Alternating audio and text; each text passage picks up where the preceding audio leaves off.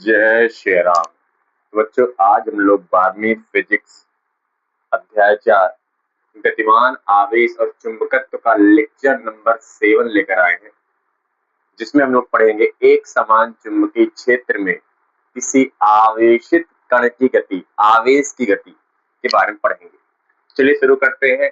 एक बार lecture number 6 को quick revise करते हैं, क्योंकि उसी से कनेक्टेड है ये वाला लेक्चर, है ना।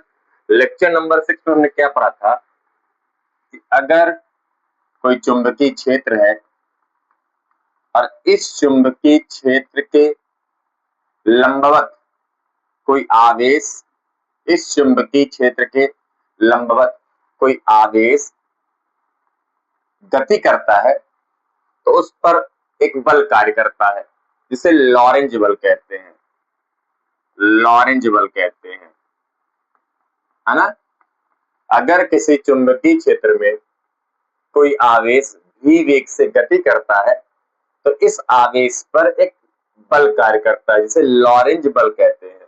और इस बल का परिमाण बच्चों होता है Q V B sine theta. ये होता है लॉरेंज बल का परिमाण। क्यों क्या है? गतिमान आवेश का परिमाण V, गतिमान आवेश का वेग B, चुंबकीय क्षेत्र, और यहाँ पे थीटा क्या चीज है? वेक्टर V, यानी गतिमान आवेश के वेग और चुंबकीय क्षेत्र के बीच का कोण है थीटा यहाँ पे। तो ये होता है चुंबकीय बल या लॉरेंज बल। ये चुंबकीय लॉरेंज बल इतना लगता है। फिर हमने दिशा ज्ञात करने के लिए दो महत्वपूर्ण नियम पढ़े कि भैया चुंबकीय बल या लॉरेंज बल, चुंबकीय क्षेत्र में कोई आवेश गतिमान है, उस पर लॉरेंज बल काम करता है। तो जब बल लगेगा उसकी दिशा कैसे ज्ञात करें? तो दिशा ज्ञात करने के लिए हमने दो नियम पढ़ा था। पहला नियम है फ्लेमिंग के बाएं हाथ का नियम। फ्लेमिंग के बाएं हाथ का नियम क्या है? फ्लेमिंग के बाएं हाथ का नियम कि अपने बाएं हाथ की तर्जनी, मध्यमा और अंगूठे को इस प्रकार फैलाइए कि ये परस्पर लंबवत हो। इस स्थिति में तर्जनी चुंबकीय क्षेत्र की दिशा को, मध्यमा धनावेश के गति की दिशा को प्रदर्शित करेगा। तो ये जो अंगूठा है, ये चुंबकीय बल या लॉरेंज बल की दिशा को प्रदर्शित करेगा। चलिए ज्ञात करते हैं। यहाँ पर चुंबकीय क्षेत्र क्रॉस यानी अंदर की ओर, तो चुंबकीय क्षेत्र की दिशा में तर्जनी को ले जाइए, और मध्यमा को ले जाना होता है आवेश के गति की दिशा में। तो इस ओर है मध्यमा, यानी आवेश की गति दिशा ये है, तो मध्यमा ये हुआ। और अंगूठा जहां खुलेगा, और इन दोनों के लंबवत होना चाहिए, अंगूठा जहां खुलेगा वह चुंबकीय लॉरेंज बल की दिशा को प्रदर्शित करेगा। तो अंगूठा ऊपर गया, अंगूठा ऊपर यानी बल ऊपर की ओर लगेगा। ठीक है, ये है फ्लेमिंग के बाएं हाथ का नियम। अच्छा, एक नियम हमने और पढ़ा था, क्या था? दाएं हाथ की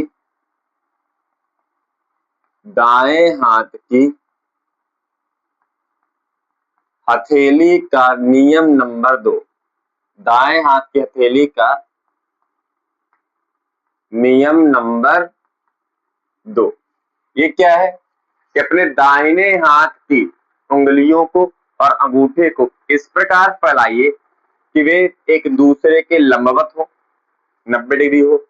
इस स्थिति में ये जो उंगलियां हैं, ये चुंबकीय क्षेत्र की दिशा को, अंगूठा धनावेश के गति की दिशा को प्रदर्शित करेगा। तो जो हथेली है ये चुंबकीय बल की दिशा को प्रदर्शित करेगा। यहां भी क्या कर लेते हैं? क्रॉस यानी चुंबकीय क्षेत्र अंदर की ओर, तो चुंबकीय क्षेत्र की दिशा को उंगलियां प्रदर्शित करती हैं, क्रॉस में अंदर की ओर उंगलियां जाएगी।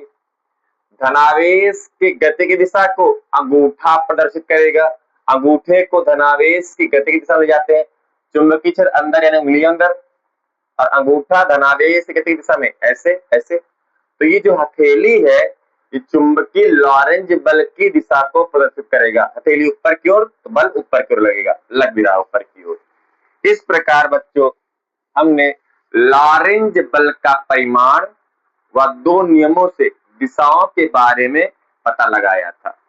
अब देखिए ध्यान से, यहाँ पे गतिमान आवेश, चुंबकीय क्षेत्र में जब कोई आवेश भी वेग से गति करता है तो उसमें एक बल कार्य करता है जिसे लॉरेंज बल कहते हैं। अब ये बल क्या कर रहा है, आवेश को अपनी ओर खींचना चाहेगा, यानी आवेश के वेग की दिशा अब बदलेगी। वेग की दिशा बदलने से हमें यह पता चलेगा कि भैया आवेश किस प्रकार की गति करेगा, और हमें अब यही ज्ञात करना है कि एक समान चुंबकीय क्षेत्र में आवेशित कण की किस प्रकार की गति हो जाएगी। जिस ओर गति कर रहा है अब उस ओर गति नहीं कर पाएगा, बल काम कर रहा है, देखिए बल दूसरी ओर है, तो बल काम करेगा तो इस आवेशित कण की दिशा कुछ ना कुछ इफेक्टेड होगी, बदलेगी। हमें वही ज्ञात करना है दिशा क्या होगी और दिशा से उसकी गति कैसे जाएगी, पथ कैसा हो जाएगा आवेशित कण का, हमें ये ज्ञात करना है। ठीक है, तो ये हमारा आया था लॉरेंज बल का परिमाण। और अच्छा, इसी सूत्र से बच्चों हमने चुंबकीय क्षेत्र का मात्रक और विमीय सूत्र भी ज्ञात किया था। चुंबकीय क्षेत्र का मात्रक हमने यहां से ज्ञात किया था, बी बराबर एफ क्यू भी साइन थीटा। तो ऊपर है बल यानी न्यूटन, नीचे है आवेश यानी कूलाम, वेग यानी मीटर प्रति सेकंड, सेकंड को ऊपर ले जाएंगे तो न्यूटन सेकंड प्रति कूलाम मीटर हो गया था मात्रक। इसे कहते हैं बच्चों टेस्ला, इसे कहते हैं टेस्ला। इस प्रकार हमने एक टेस्ला को परिभाषित भी किया था। ठीक है, तो इस प्रकार चुंबकीय क्षेत्र का जो मात्रक हमने शुरू से रटवाया है आपको, एक टेस्ला असल में न्यूटन सेकंड प्रति कूलाम मीटर होता है। विमीय सूत्र भी हमने ज्ञात किया था। अच्छा, एक चीज हम बताना वहां पे छोड़ गए थे, ये जो टेस्ला है बच्चों चुंबकीय क्षेत्र का मात्रक, ये बड़ा मात्रक है। चुंबकीय क्षेत्र का मात्रक टेस्ला है, ये बड़ा मात्रक है। इसका एक छोटा मात्रक भी प्रयोग में किया जाता है। चुंबकीय क्षेत्र का एक और छोटा मात्रक भी होता है गाउस, गाउस जिसे कैपिटल जी से रिप्रेजेंट करते हैं। ये चुंबकीय क्षेत्र का छोटा मात्रक है। अब बात आती है चाची, एक गाउस में कितना टेस्ला होता होगा, तो एक गाउस में बच्चों 10⁻⁻⁴ टेस्ला होता है, यानी एक टेस्ला का 10,000वां हिस्सा एक गाउस कहलाता है ना। 10 घात 4 नीचे जाएगा, 10 घाते +4, 10 घाते +4 यानी 10,000, यानी एक टेस्ला का 10,000वां हिस्सा एक गाउस कहलाता है। तो ये गाउस और टेस्ला के बीच के संबंध है। तो चलिए अब शुरू करते हैं जो आज का हमारा मुख्य टॉपिक है, एक समान चुंबकीय क्षेत्र में आवेशित कण की गति, है ना। भैया जब कोई आवेशित कण, कोई आवेश, गतिमान आवेश चुंबकीय क्षेत्र में गति करता है तो उस पर एक बल कार्य करता है, और उस बल के कारण उसकी दिशा, वेग की दिशा बदलेगी। वेग की दिशा बदलने से पता चलेगा कि असल में किस प्रकार की गति कर रहा है, उसका पथ कैसा हो जाएगा, पथ पता चलेगा, रास्ता उसका किस मार्ग में गति करता है, और जिस मार्ग में गति करेगा वही उसके गति की प्रकृति होगी, वही हमें ज्ञात करना है यहाँ पे। चलिए शुरू करते हैं, हेडिंग डाल लीजिएगा, एक समान चुंबकीय क्षेत्र में आवेशित कण की गति। स्थिति फर्स्ट, स्थिति फर्स्ट, स्थिति फर्स्ट, हमने मान लिया कि आवेशित कण जो है यानी आवेश है उसका वेग 0 है, मान लिया। ध्यान रखिएगा, 4 स्थितियां पढ़ेंगे और हर एक चीज आपको क्रिस्टल क्लियर हो जाएगा कि किसी आवेश की गति चुंबकीय क्षेत्र में किस प्रकार होती है। हमने कहा भैया, हमने कहा यह एक चुंबकीय क्षेत्र है, यह एक चुंबकीय क्षेत्र है और चुंबकीय क्षेत्र एक समान है, इसको ध्यान रखिएगा। अब पूरी कंडीशन हम किसके लिए अप्लाई कर रहे हैं, एक समान चुंबकीय क्षेत्र के लिए, कि चुंबकीय क्षेत्र जो है वो एक समान है। तो हमने यहाँ पे दिखा दिया, यहाँ पर प्रत्येक बिंदु पर चुंबकीय क्षेत्र एक समान है। एक समान चुंबकीय क्षेत्र कैसे दर्शा सकते हैं, समांतर समदूरस्थ क्षेत्र रेखाएं एक समान चुंबकीय क्षेत्र को प्रदर्शित करती हैं, यानी प्रत्येक बिंदु पर चुंबकीय क्षेत्र एक समान है।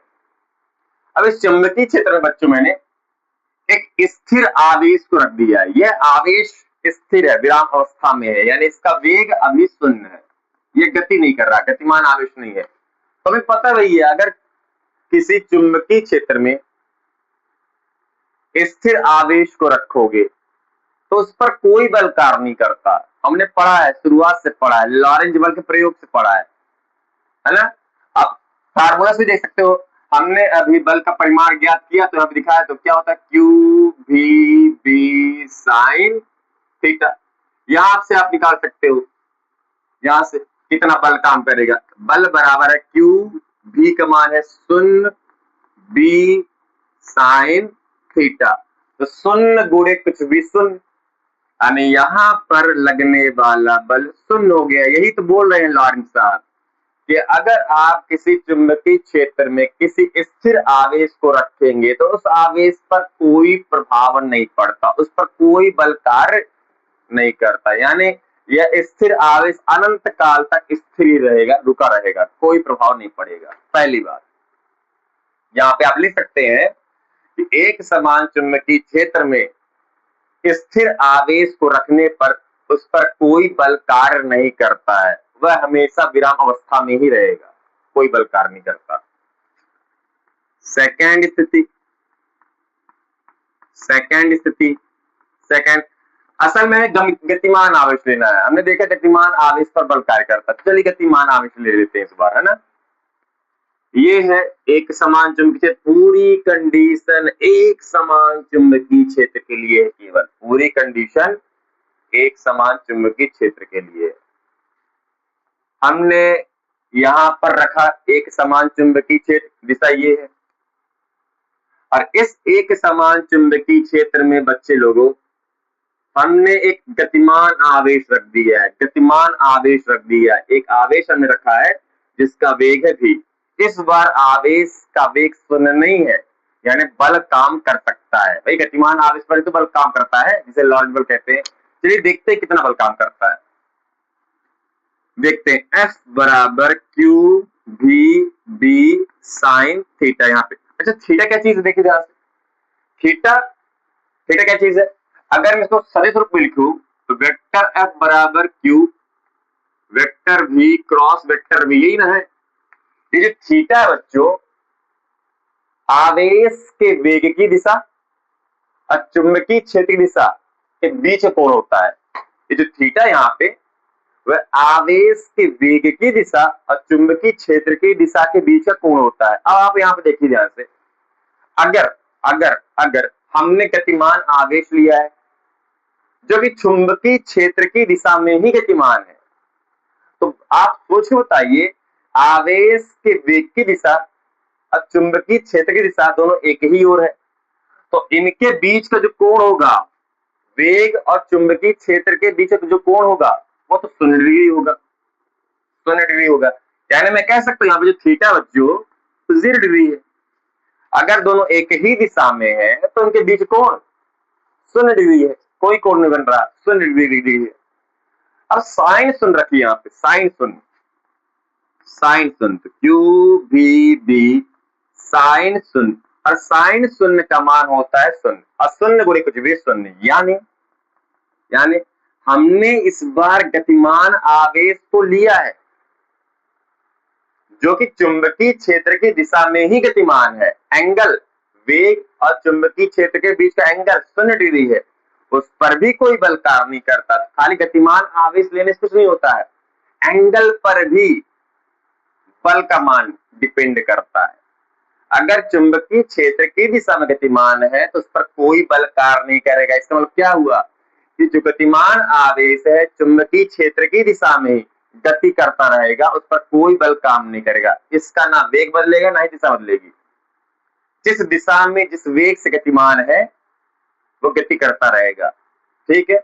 अच्छा आप एंगल ले सकते हैं 180 डिग्री भी। 180 डिग्री का मतलब क्या होता है कि चुंबकीय क्षेत्र और वेग के बीच कोण 180 है। इसका मतलब क्या हुआ, ये जो गतिमान आवेश मान लीजिए चुंबकीय क्षेत्र के विपरीत दिशा में गति कर रहा है, तो चुंबकीय क्षेत्र की दिशा है ये, आवेश के वेग की दिशा है ये, तो इनके बीच कोण देखिए ध्यान से 180 डिग्री हुआ, ठीक है। और साइन 180 का मान भी होता है 0।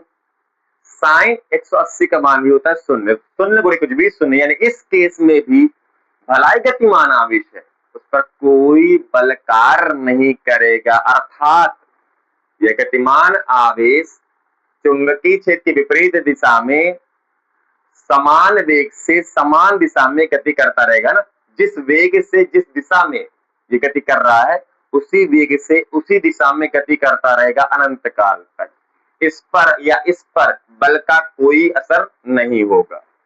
अब ध्यान देखिए, दोनों कंडीशन हो, चाहे 0 डिग्री हो या 180 डिग्री हो, ये चुंबकीय क्षेत्र की दिशा में है, ये चुंबकीय क्षेत्र के विपरीत दिशा में है, तो दोनों समांतर ही ना, चुंबकीय क्षेत्र के चुंबकीय क्षेत्र के समांतर ही तो है, या तो चुंबकीय क्षेत्र की दिशा में या तो चुंबकीय क्षेत्र के विपरीत दिशा में है, तो दोनों का वेग चुंबकीय क्षेत्र के समांतर ही, यानी मैं एक लाइन में कह सकता हूं कि अगर कोई गतिमान आवेश चुंबकीय क्षेत्र के समांतर गति करता है तो उस पर कोई बल कार्य नहीं करता, या तो चुंबकीय क्षेत्र की दिशा में हो या चुंबकीय क्षेत्र के एग्जैक्टली विपरीत दिशा में हो, 0 डिग्री हो या 180 डिग्री हो, है तो दोनों चुंबकीय क्षेत्र के समांतर ही, यानी चुंबकीय क्षेत्र के समांतर गतिमान आवेश पर कोई बल कार्य नहीं करता है।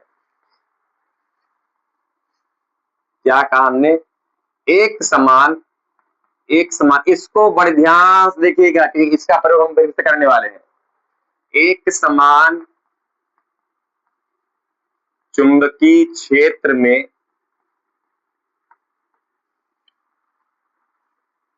समांतर गति कर रहे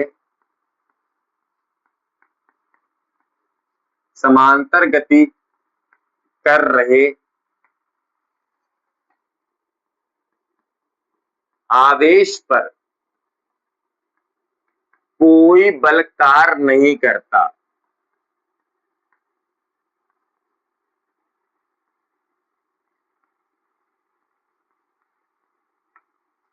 ठीक है, एक समान चुंबकीय क्षेत्र है, उसमें समांतर गति कर रहे, समांतर, वो चाहे चुंबकीय क्षेत्र की दिशा में हो या विपरीत दिशा में हो, समांतर गति कर रहे आवेश पर कोई बल कार्य नहीं करता। इसका मतलब क्या हुआ? इसका मतलब ये हुआ कि भला ये गतिमान आवेश है उस पर कोई बल नहीं लगेगा, यानी इस गतिमान आवेश का वेग और दिशा जैसे पहले थी चुंबकीय क्षेत्र ना होने पर, चुंबकीय क्षेत्र होने पर भी वैसे ही रहेगी।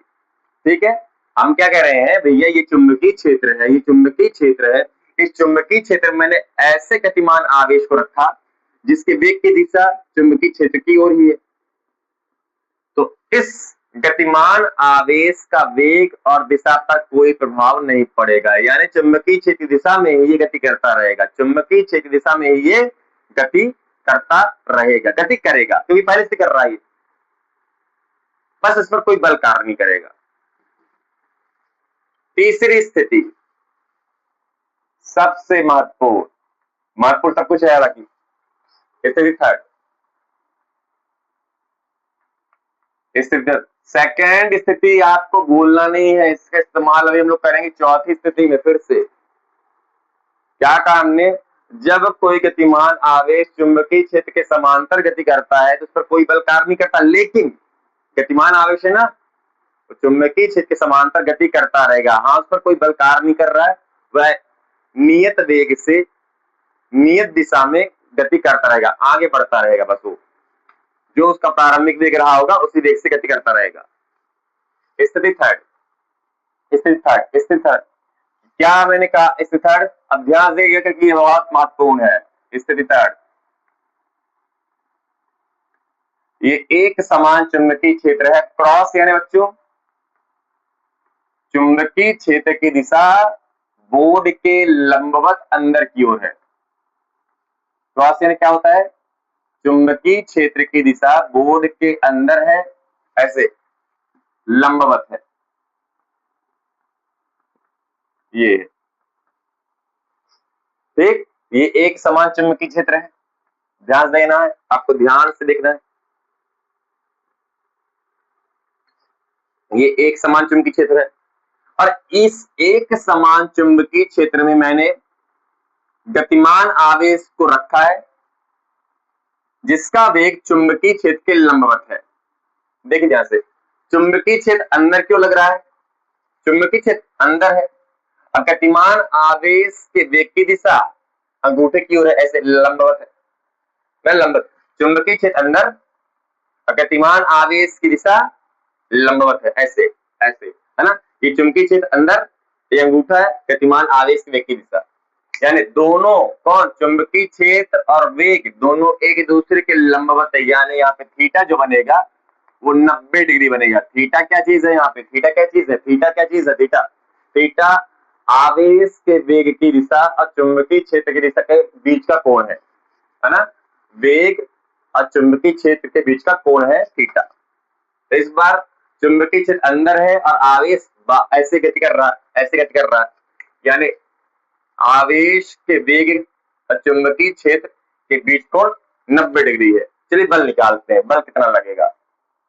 बल बराबर हो गया बच्चों क्यू भी बी साइन थीटा यानी 90 डिग्री, और साइन 90 का मान 1 होता है, जो कि यह अधिकतम मान है साइन का।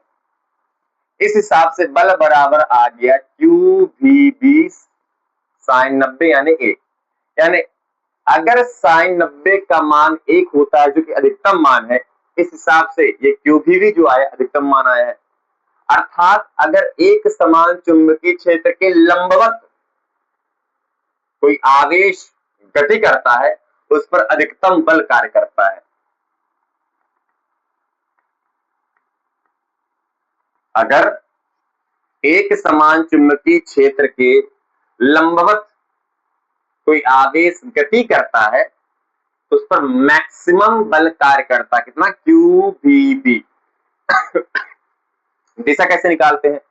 दाहिने हाथ की हथेली का नियम, अपने उंगलियों और अंगूठे को इस प्रकार फैलाइए कि परस्पर लंबवत हो।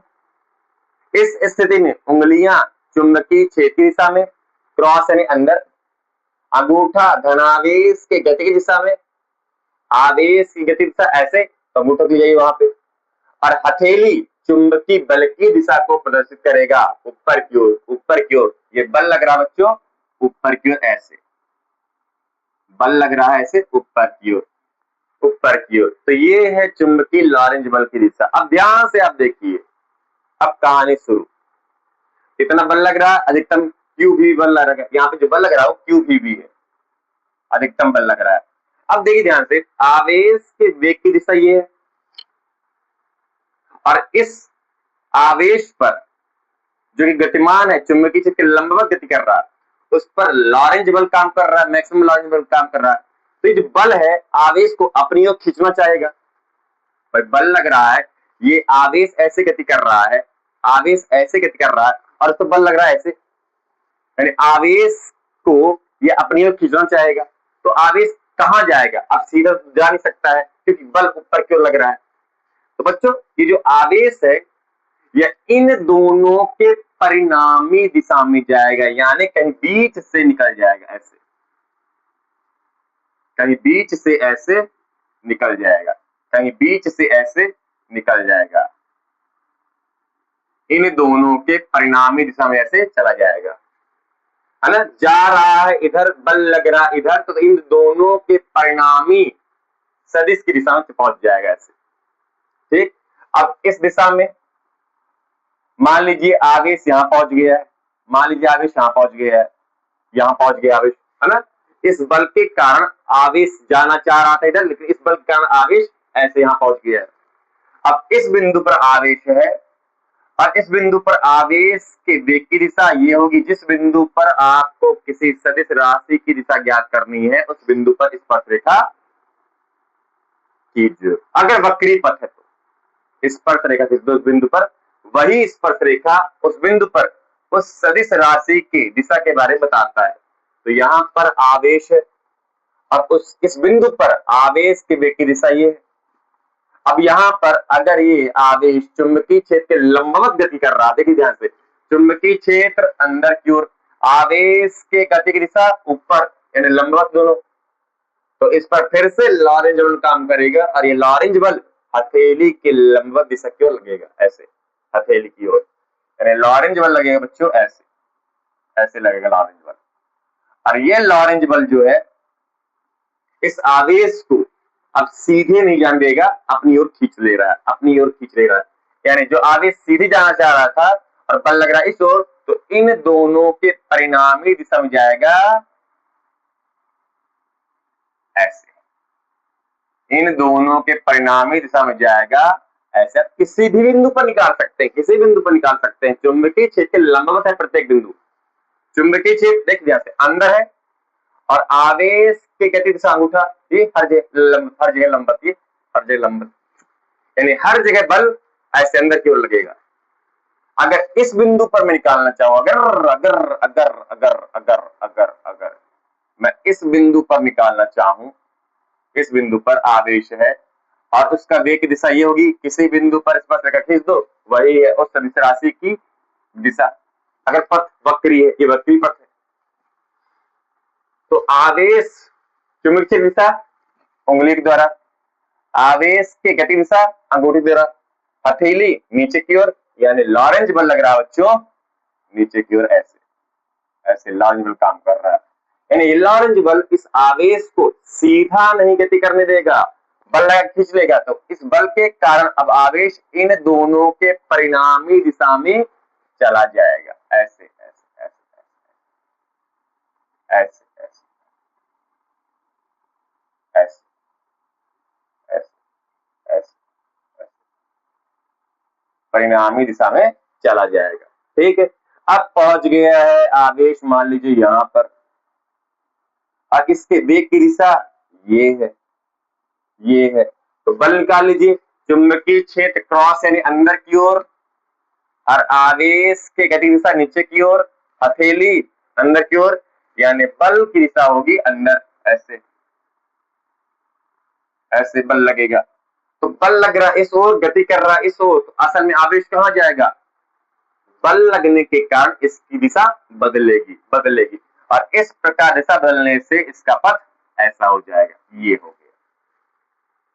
ठीक है, तो न्याय आप देखिए क्या है, आवेश चुंबकीय क्षेत्र के लंबवत गति कर रहा है, लंबवत गति करने से उस पर एक लॉरेंज बल लगता है लंबवत दिशा में, और ये लॉरेंज बल अब इस आवेश की दिशा को बदल के रख देता है। कैसे, ऐसे हर जगह पर, हर जगह अंदर, हर जगह अंदर, हर जगह अंदर, हर जगह अंदर, हर जगह अंदर, अंदर अंदर अंदर अंदर। इस प्रकार अगर एक समान चुंबकीय क्षेत्र के लंबवत लंबवत कोई आवेश गति करता है तो उस पर मैक्सिमम लॉरेंज बल काम करता है, और ये लॉरेंज बल चुंबकीय क्षेत्र के पथ को बदल के रख देता है, और इस प्रकार इस आवेशित कण का पथ वृत्तीय हो जाता है। देख लीजिए, है ना, अगर एक समान चुंबकीय क्षेत्र के लंबवत कोई आवेश गति करे, एक समान चुंबकीय क्षेत्र के लंबवत कोई आवेश गति करता है, तो उस आवेशित कण या आवेश का पथ जो हो जाएगा वो वृत्तीय पथ हो जाता है, यानी आवेश वृत्तीय गति करता है।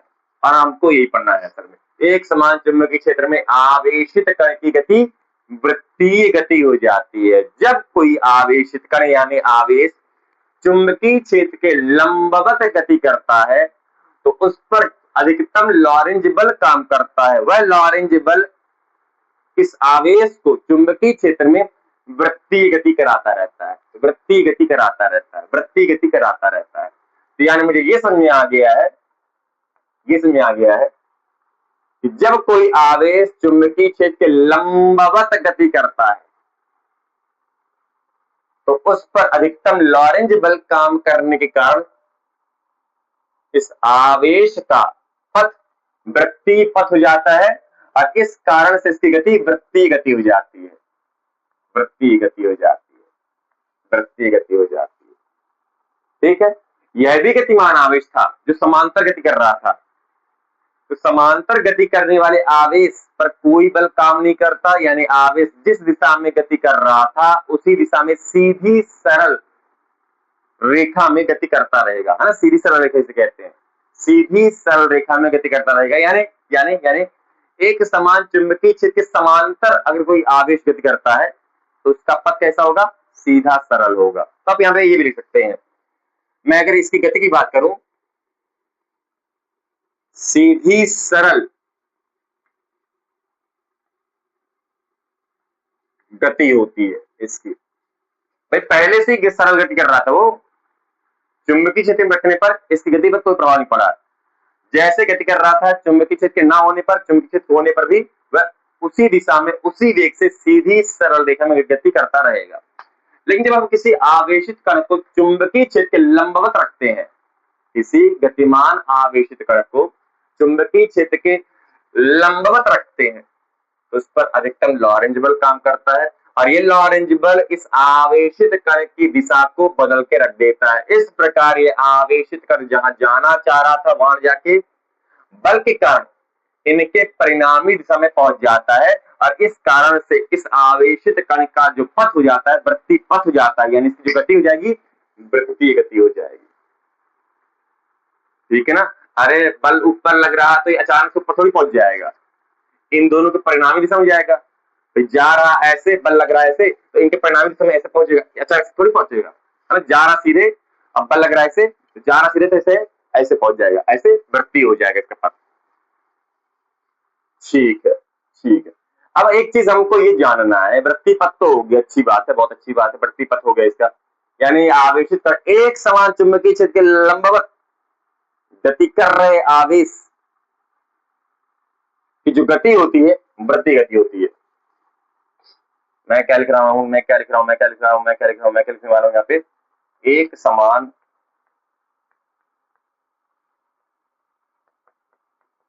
चुंबकीय क्षेत्र के लंबवत, लंबवत यानी थीटा 90 डिग्री, लंबवत आवेश की गति वृत्तीय गति होती है। ठीक है, आवेश की जो गति होती है वह वृत्तीय गति होती है, ध्यान रखिएगा चीज। अगर कोई आवेश चुंबकीय क्षेत्र के लंबवत गति करता है तो उसकी जो गति होगी वृत्तीय गति होगी। अब ये वृत्तीय गति किसके कारण से हो रहा है, लॉरेंज बल के कारण से हो रहा है। हम एक चीज जानना कि लॉरेंज बल किसी आवेश को वृत्तीय गति कराने के लिए कितना कार्य करता है। ये जो आवेश की गति है, वृत्तीय गति जो है, एक समान चुंबकीय क्षेत्र के लंबवत किसी आवेश की गति वृत्तीय गति है, तो वृत्तीय गति किसके कारण से हो रहा है, लॉरेंज बल के कारण से हो रहा है। तो हमें ये चेक करना कि लॉरेंज बल आवेश को वृत्तीय गति कराने के लिए कितना कार्य कर रहा है। वो तो बल के कारण ही रहा है, अगर बल नहीं लगता तो वृत्तीय गति नहीं होती, सीधी सरल गति होती। जिस दिशा में जिस वेग से गति कर रहा था उसी दिशा में उसी वेग से गति करता हुआ आगे बढ़ता जाता। लेकिन लंबवत होने के कारण बल लग रहा है, और यही बल के कारण यहाँ पे वृत्तीय गति हो रही है। तो हमें ये जानना, ये चेक करना है कि जो लॉरेंज बल है इस आवेश को जो वृत्तीय गति करा रहा है, लॉरेंज बल आवेश को वृत्तीय गति कराने के लिए कितना कार्य कर रहा है, ये हमें चेक करना है। क्या चेक करना है, लॉरेंज बल द्वारा, ये हेडिंग डाल लीजिएगा, ये हेडिंग है, ये हेडिंग है, और ये स्थिति थर्ड का हिस्सा पूरा। अभी जो हम पढ़ने वाले 4-5 चीजें निकालने वाले हैं इस वृत्तीय गति से संबंधित, स्थिति थर्ड है, चल रहा है ना। लॉरेंज बल द्वारा आवेश या आवेशित कण, कुछ भी कह सकते हैं, आवेश तो है, आवेश को वृत्तीय गति कराने में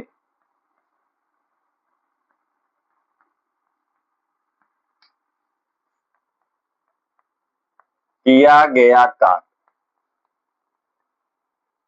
ना, लॉरेंज बल द्वारा आवेश को वृत्तीय गति कराने में कितना कार्य करना पड़ता, निकाल लेते हैं कितना कार्य करना पड़ रहा है। भाई यार वृत्तीय गति किस कारण से हो रही, बल के कारण से। बल नहीं लगता तो सीधी सरल गति होती, वृत्तीय गति हो रही बल के कारण से। तो बल कुछ कार्य कर रहा है क्या, देखते हैं, बल कुछ कार्य कर रहा है क्या, देखते हैं, बल कार्य कर रहा है क्या, कार्य कैसे निकालते हैं, अच्छे देखो ध्यान से।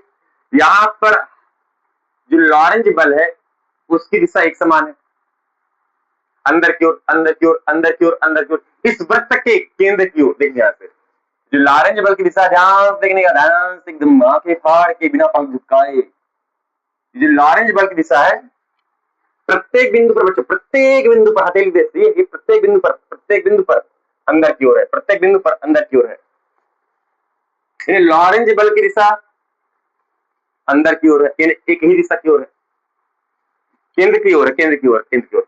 अब परिमाण भी एक समान होगा। लंबवत बल लग रहा है, लंबवत है तो परिमाण भी एक समान है, अधिकतम है। यानी परिमाण समान दिशा समान, तो मैं कह सकता हूं कि जो बल है एक नियत है, एक समान बल काम कर रहा है प्रत्येक बिंदु पर एक समान बल कार्य कर रहा, परिमाण एक समान और दिशा भी केंद्र की ओर है। तो एक समान बल यानी अचर बल, कांस्टेंट बल द्वारा किया गया कार्य होता है बच्चों vector F dot vector D, है ना। एक समान बल द्वारा किया गया कार्य vector F dot vector D. और हमने पढ़ा है परिवर्ती बल द्वारा किया कार्य, याद कीजिए परिवर्ती बल द्वारा किया गया कार्य कैसे निकालते हैं, समाकलन x1 से x2 f इंटू dx, ऐसे निकालते हैं परिवर्ती बल द्वारा किया गया कार्य। तो कांस्टेंट बल है, एक समान बल है, तो एक समान बल द्वारा किया कार्य कैसे निकालते हैं, ऐसे निकालते हैं, क्योंकि बल ये एक समान है। अच्छा डॉट हटाओ, तो F D cos theta, dot के केस में कॉस थीटा, क्रॉस के केस में साइन थीटा। अब थीटा यहाँ पे क्या है, बल और विस्थापन के बीच का कोण है। बल लग रहा है ऊपर की ओर, विस्थापन हो रहा है, आवेश किस ओर जा रहा है ये जानना चाह रहा है। बल और विस्थापन दोनों लंबवत है, बल ऊपर की ओर, विस्थापन इस ओर। बल लग रहा है ऊपर की ओर और आवेश का इस बिंदु पर विस्थापन, विस्थापन वेग की दिशा में तो होता है, यानी बल और विस्थापन दोनों एक दूसरे के लंबवत है। ये तो परिणामी सदिश है। आवेश का जो विस्थापन है असल में वेग की दिशा में हो रहा है, भाई जिस दिशा में वेग उस दिशा में विस्थापन। तो इस बिंदु पर विस्थापन क्या है, इस पर रेखा खींचो, तो ये विस्थापन की दिशा वेग की दिशा एक ही है। बल की दिशा, बल और विस्थापन के बीच कोण 90 है, 90 है।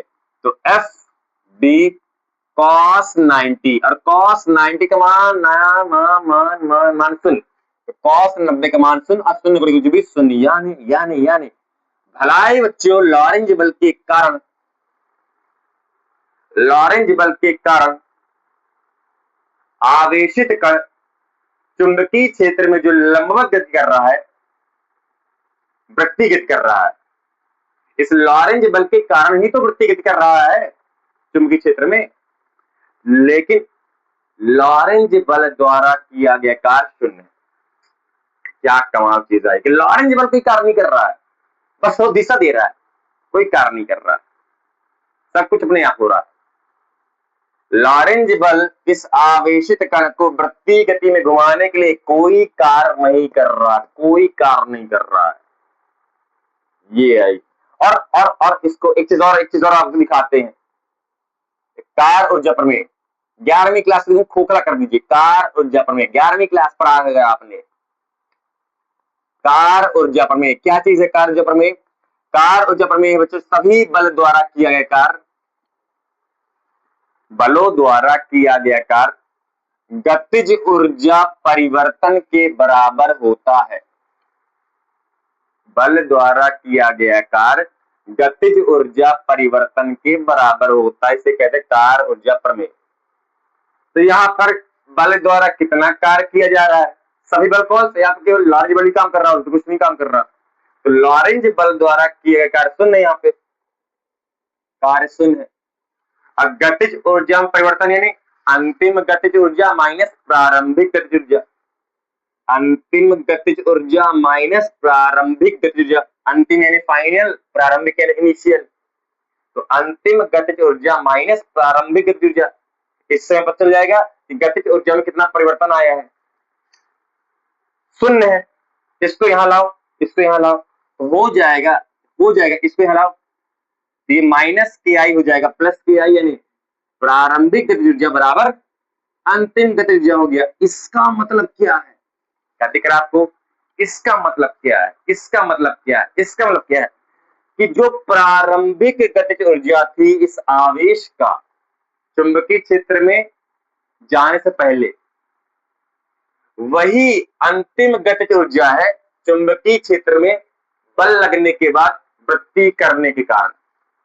यानी गतिज ऊर्जा में कोई परिवर्तन नहीं आया। गतिज ऊर्जा प्रत्येक बिंदु पर एक समान है, और गतिज ऊर्जा प्रत्येक बिंदु पर एक समान है,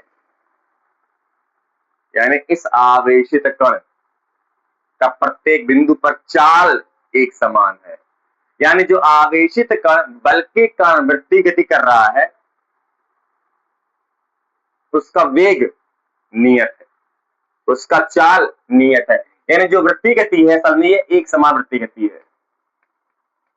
जो वृत्ति गति है वह एक समान। अरे प्रारंभिक गतिज ऊर्जा बराबर अंतिम गतिज ऊर्जा, यानी गतिज ऊर्जा में कोई परिवर्तन नहीं आया है, यानी गतिज ऊर्जा एक समान। गतिज ऊर्जा एक समान यानी क्या होता है? गतिज ऊर्जा होता है हाफ mv²। अब आवेश का द्रव्यमान तो फिक्स होगा, बल लगने से द्रव्यमान थोड़ी कम या ज्यादा होता है। द्रव्यमान का खेल खत्म, बचा वेग। तो हमने ये देखा कि यार इसका प्रारंभिक और अंतिम गति जो एक समान है, यानी गति एक समान है, गति एक समान है, वेग एक समान है। अब वेग नियत, यानी इस आवेशित कण की चाल नियत है।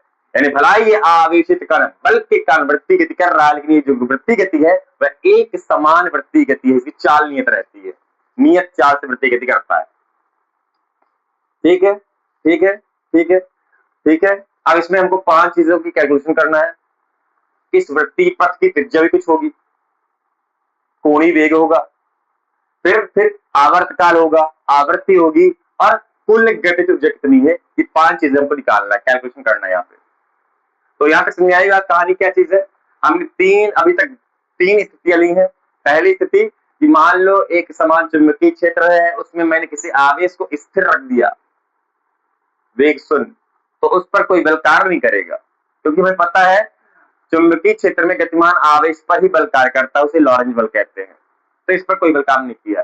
सेकेंड स्थिति हमने ले ली गतिमान आवेश। चलो परिभाषा ये थी कि भाई गतिमान आवेश पर बल काम करता है, तो यहाँ हमने यहाँ चेक किया कि अगर गतिमान आवेश चुंबकीय क्षेत्र की दिशा में या विपरीत दिशा में, समांतर, अगर कोई गतिमान आवेश चुंबकीय क्षेत्र के समांतर गति करता है, तब भी इस पर कोई बल कार्य नहीं करता। अर्थात यह आवेश चुंबकीय क्षेत्र के समांतर दिशा में ही गति करता रहेगा, या तो उसी की दिशा में अगर एंगल 0 है, या तो विपरीत दिशा में अगर एंगल 180 है, समांतर गति करता रहेगा। इसकी गति की दिशा पहले बराबर ही होगी, सीधी सरल रेखा। जब चुंबकीय क्षेत्र नहीं था तब भी आवेश की गति जैसी थी, चुंबकीय क्षेत्र के होने के बाद भी आवेश गति वैसी ही है, कोई फर्क नहीं आया, सीधी सरल रेखा में उसकी गति है। फिर थर्ड कंडीशन ने कहा कि मान लो चुंबकीय क्षेत्र के लंबवत हमने आवेश को गति कराया, तो जैसे एक समान चुंबकीय क्षेत्र में हमने गतिमान आवेश को लंबवत गति कराया, तो उस पर मैक्सिमम चुंबकीय बल कार्य किया। यह चुंबकीय बल इस गतिमान आवेश को चुंबकीय क्षेत्र में वृत्तीय गति कराने लगा। तो हमने फिर चेक किया कि भैया अगर वृत्तीय गति हो रही है, किस कारण से हो रही है? लॉरेंज बल के कारण से। तो लॉरेंज बल कुछ कार्य भी कर रहा है। हमने देखा लॉरेंज बल कुछ कार्य नहीं कर रहा है, यानी लॉरेंज बल द्वारा आवेश को चुंबकीय क्षेत्र में वृत्तीय गति कराने पर कोई कार्य नहीं करना पड़ता। फिर कार्य ऊर्जा प्रमेय से हमने देखा कि कार्य करना नहीं पड़ रहा है, यानी प्रारंभिक गतिज ऊर्जा और अंतिम गतिज ऊर्जा एक समान, यानी गतिज ऊर्जा में भी कोई परिवर्तन नहीं आया है, यानी चाल नियत, यानी जो वृत्तीय गति हो रही है एक समान वृत्तीय गति हो रही है। ये पूरी कहानी थी। ठीक है, बिठाते हैं इसमें अब 5 चीजों का कैलकुलेशन हमें करना है। 5 चीजों का कैलकुलेशन करना है, बिठा दें। स्थिति थर्ड ही चल रहा भी।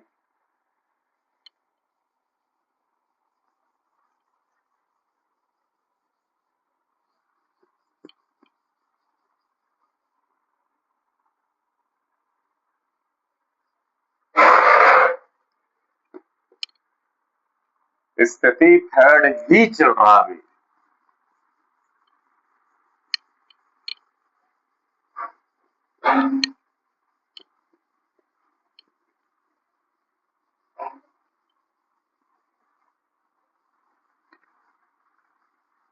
स्थिति थर्ड ही चल रहा है अभी।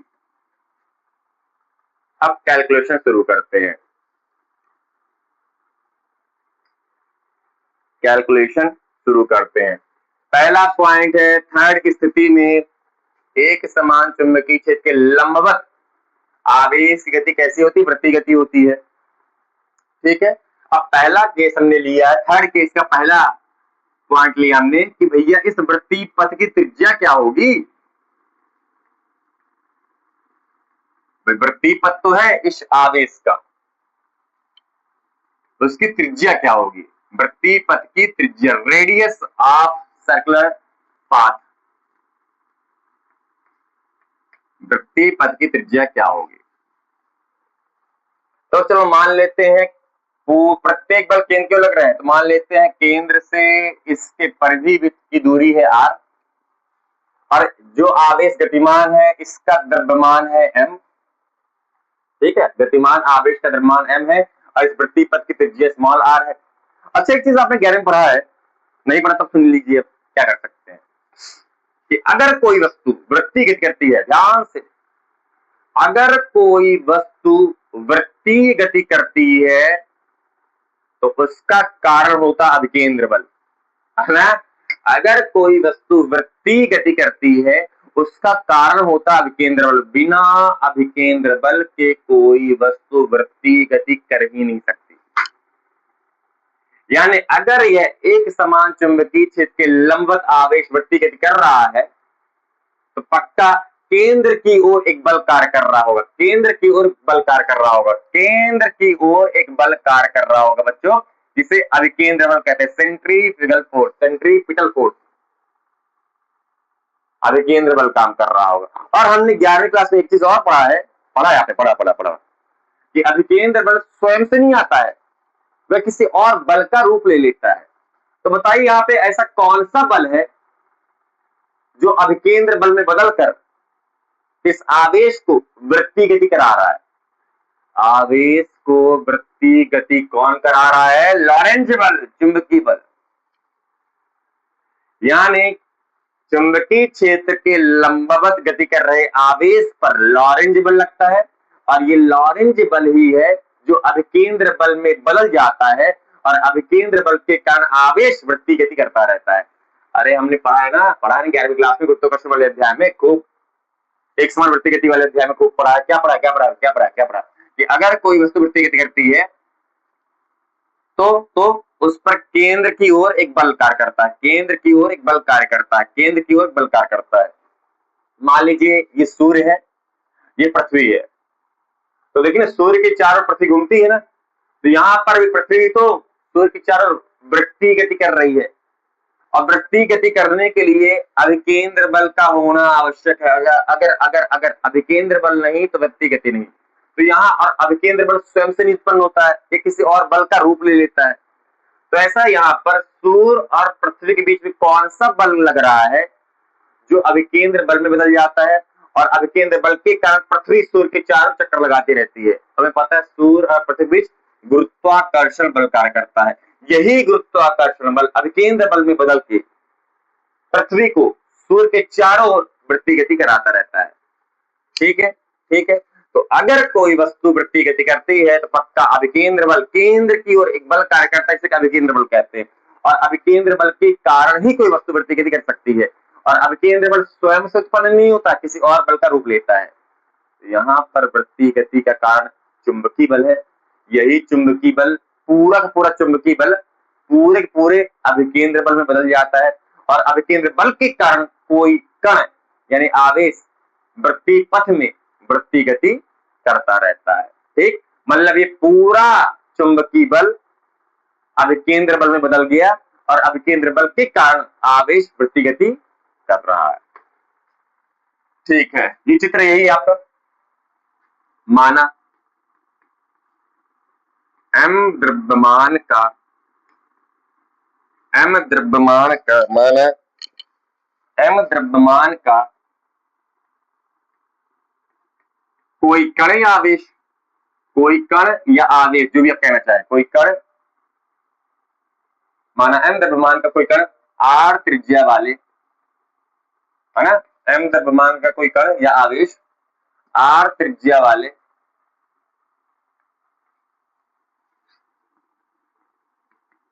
वृत्तीय पथ में भी वेग से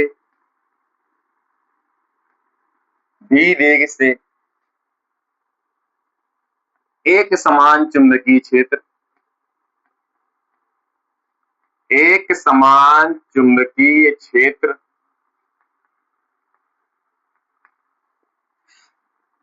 बी में क्या लिखा, माना m द्रव्यमान का कोई कण r त्रिज्या वाले वृत्तीय पथ में भी वेग से एक समान चुंबकीय क्षेत्र में गति करता है। ठीक है, वृत्तीय पथ में वृत्तीय गति करता है, और वृत्तीय गति करने के लिए अभिकेंद्र बल होना चाहिए, और यह अभिकेंद्र बल कहां से प्राप्त हो रहा है, लॉरेंज बल से। वृत्तीय गति करता है तो वृत्तीय गति के लिए आवश्यक अभिकेंद्र बल कहां से प्राप्त हो रहा है, लॉरेंज बल से। कहां से, चुंबकीय बल से, लॉरेंज बल से। यही लॉरेंज बल है जो अभिकेंद्र बल में बदल जाता है, और अभिकेंद्र बल के कारण वस्तु गोल गोल रानी करती रहती है, गोल गोल रानी। आवश्यक अभिकेंद्र बल लॉरेंज बल से प्राप्त होता है। अभिकेंद्र बल का बच्चा सूत्र होता है mv²/r। m होता है वृत्तीय गति कर रहे गण का द्रव्यमान, ये उसका वेग, और ये त्रिज्या। लॉरेंज बल, अधिकतम लॉरेंज बल काम कर रहा है QVB, अधिकतम लॉरेंज बल काम कर रहा है लंबवत, तभी तो वृत्तीय गति है, थर्ड स्थिति 90 डिग्री। ये तो V से भी मरा, V से एक भी मरा, R को यहां ले जाओ, Q को यहां ला जाओ, स्मॉल r यहां पहुंच जाएगा, नीचे वाला ऊपर, और QV ऊपर वाला नीचे, तो R का मान निकल जाएगा, वृत्तीय पथ की त्रिज्या निकल जाएगी, है ना। R यहां पहुंच गया, R यहां, और QV यहां, QV कहां, MV/QB। ये होती है बछुआ लोगों वृत्तीय पथ की त्रिज्या। V से V कटा, एक MV बचा, और बटे QB, और R वहां पहुंच गया, तो MV/QB, ये है R। ये है वृत्तीय पथ की त्रिज्या के लिए व्यंजक, फर्स्ट स्थिति। अच्छा ध्यान देखिए ये कि द्रव्यमान गुणे वेग, अच्छा द्रव्यमान गुणे वेग, द्रव्यमान और वेग के गुणनफल को संवेग कहते हैं। 11वीं क्लास एकदम कूट कूट के आ रहा है। द्रव्यमान और वेग के गुणनफल को संवेग कहते हैं, यानी इसको मैं संवेग के रूप में प्रदर्शित कर सकता हूं। त्रिज्या बराबर हो गया संवेग बटे QB। ये इसका प्रयोग हम करेंगे पूरे डेरिवेशन में। तो MV क्या है, संवेग है, द्रव्यमान और वेग के गुणनफल को संवेग कहते हैं, बटे QB। यानी मैं एक कंक्लूजन दे सकता हूं यहां पे कि जो वृत्तीय पथ की त्रिज्या है, चुंबकीय क्षेत्र के लंबवत गति कर रहे आवेश के वृत्तीय पथ की जो त्रिज्या होती है, वह आवेश के संवेग के, गतिमान आवेश के संवेग के अनुक्रमानुपाती होती है। यहां पे दिख रहा है ना, R∝P।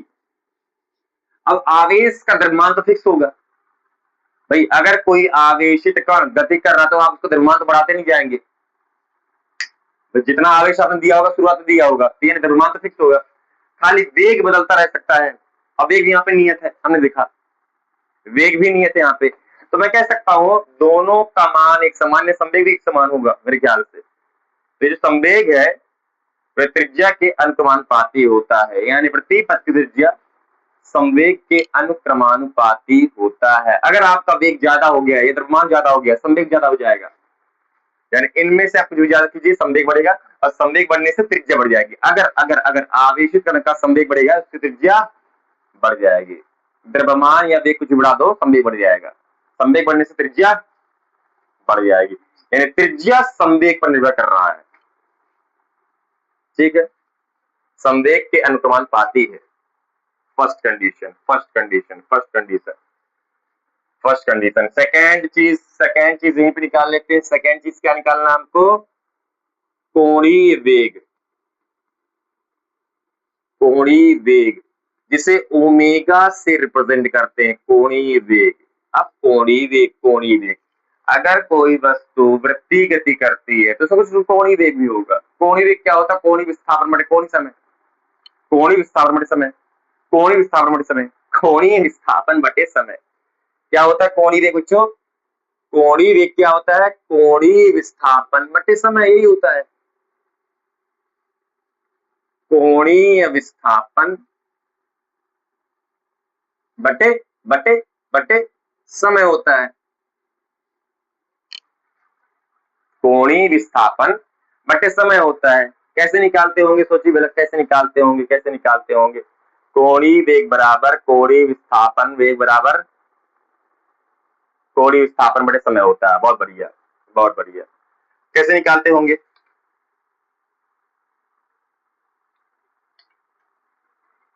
देखिए ध्यान से, इस केंद्र से देखना है। इस केंद्र से मान लीजिए पहले आवेश यहाँ पे था, पहले यहाँ पे था ना आवेश, जो हमने शुरुआत में था आवेश। इस केंद्र से आवेश यहाँ से यहाँ पहुंच गया, एक पूरा आवर्त काल तय किया है, एक पूरा आवर्त काल तय किया है, एक पूरा आवर्त काल तय किया है। ठीक है, तो इस पूरे आवर्त काल में, इस पूरे एक चक्कर में, एक पूरे चक्कर में इसका कोणीय विस्थापन कितना होगा? इसे कहते हैं कोणीय विस्थापन। कि शुरुआत प्रारंभिक स्थिति से कितना एंगल ये घूम गया है, इसे कहते हैं कोणीय विस्थापन। तो देखिए ध्यान से, कितना एंगल घूम गया? टोटल 2 पाई। अरे यहां से ये कहला गया 180 और ये आ गया आपका 180 और टोटल टोटल 360 और 360 को बच्चों कहते हैं 2 पाई। इसे कहते हैं कोणीय विस्थापन। कोणीय विस्थापन क्या होता है? कोणीय विस्थापन क्या होता है? पहले वस्तु यहाँ थी, कुछ टाइम बाद यहाँ पहुंच गई है, तो प्रारंभिक स्थिति से अंतिम स्थिति के बीच का केंद्र से जो कोण होता है उसे कहते हैं कोणीय विस्थापन। कोणीय विस्थापन। तो पहले आवेश यहाँ था, केंद्र से देखिएगा, केंद्र से आवेश यहाँ था, तो केंद्र से आवेश यहाँ था और एक पूरा चक्कर में कितना विस्थापन हो गया होगा? Total 360 degree. 360 डिग्री 2 पाई होता है, रेडियन में लेते ना 2 पाई। अब बटे समय, एक पूरा चक्कर लगाने में कितना समय लगता है? उसे कहते हैं आवर्तकाल। एक पूरा चक्कर लगाने में कितना समय लगता है उसे कहते हैं आवर्तकाल। ठीक है, इसे कहते हैं कोणीय वेग, कोणीय विस्थापन बटे समय। कोणीय विस्थापन बटे समय, इसको ध्यान रखिएगा, इसका प्रयोग हम लोग कभी न कभी करेंगे। अच्छा, अभी और आसान तरीका हम आपको बता रहे हैं, और आसान तरीका भाई। कोणीय वेग कैसे निकालते हैं? हमने 11वीं क्लास में एक चीज और पढ़ा है, आपको याद होना चाहिए। क्या? रेखीय वेग और कोणीय वेग में संबंध ये होता है। हमने 11th क्लास में कूट कूट के 12वीं वाली चीज पढ़ी है। क्या? रेखीय वेग और कोणीय वेग में क्या संबंध होता है? भी यानी रेखीय वेग बराबर इस वृत्तीय पथ की त्रिज्या गुणे कोणीय वेग। तो मैं यहां से ओमेगा बराबर v बटे आर ले सकता हूं क्या? ओमेगा बराबर v बटे आर ले सकता हूं क्या? ओमेगा बराबर v बटे आर ले सकता हूं क्या मैं? सही है, सही है, एकदम सही है। तो ओमेगा बराबर बच्चों v और आर का मान जस्ट गर्मा गर्म हमने अभी निकाला, इसको लेना है। आर का मान हो जाएगा एम भी बटे क्यूबी, बटे क्यूबी। आर का मान हो जाएगा एम भी बटे क्यूबी। तो भी से भी कट गया, ओमेगा बराबर आ गया है क्यू बी बटे एम। ठीक है, इस प्रकार से हमने निकाल लिया कोणीय वेग। आप बोलेंगे जी इसका प्रयोग फिर कहां होगा? अरे कर देंगे, क्या परेशान हो, इसका प्रयोग कहां होगा? कोणीय वेग असल में ऐसे निकालते हैं, बट यहाँ पे हमारा आसान जुगाड़ लग गया। रेखीय वेग और कोणीय वेग संबंध से, रेखीय वेग यानी v बराबर आर इंटू कोणीय वेग होता है। तो कोणीय वेग बराबर v बटे आर, v और आर त्रिज्या हमने निकाल रखा एम वी बटे क्यू बी। तो v से v कटा, क्यू बटे एम आ गया, ये आ गया कोणीय वेग। अब अगर कोई वस्तु वृत्तीय गति करती है, कोई वस्तु वृत्तीय गति करती है, तो उसे एक पूरा चक्कर, यहां शुरुआत हुई थी, एक पूरा चक्कर लगाने में लगा समय को कहते हैं आवर्तकाल। तो थर्ड पॉइंट है आवर्तकाल। आवर्तकाल। थर्ड पॉइंट है बच्चा लोगों, आवर्तकाल। आवर्तकाल को कैपिटल टी से रिप्रेजेंट करते हैं। और आवर्तकाल कैसे निकालते हैं? वैसे कैसे कैसे कैसे ओमेगा बराबर होता है 2π/t। ओमेगा बराबर होता है 2π/t। पता है कोणीय विस्थापन समय अंतराल, एक पूरा कोणीय विस्थापन कितना हुआ? 2π, 360 यानी 2π। और एक टोटल 360 यानी एक पूरा चक्कर, उसे कहते हैं आवर्तकाल। एक पूरा चक्कर लगाने में लगा समय आवर्तकाल कहलाता है। तो यहां से टी यहां लाओ, टी बराबर 2π बटा ओमेगा, है ना, 2π/ओमेगा टी यहां पहुंच गया। ये है आवर्तकाल, 2π/ओमेगा, 2π/ओमेगा। ओमेगा का मान क्या है? QB/m, QB/m को पले जाते हैं।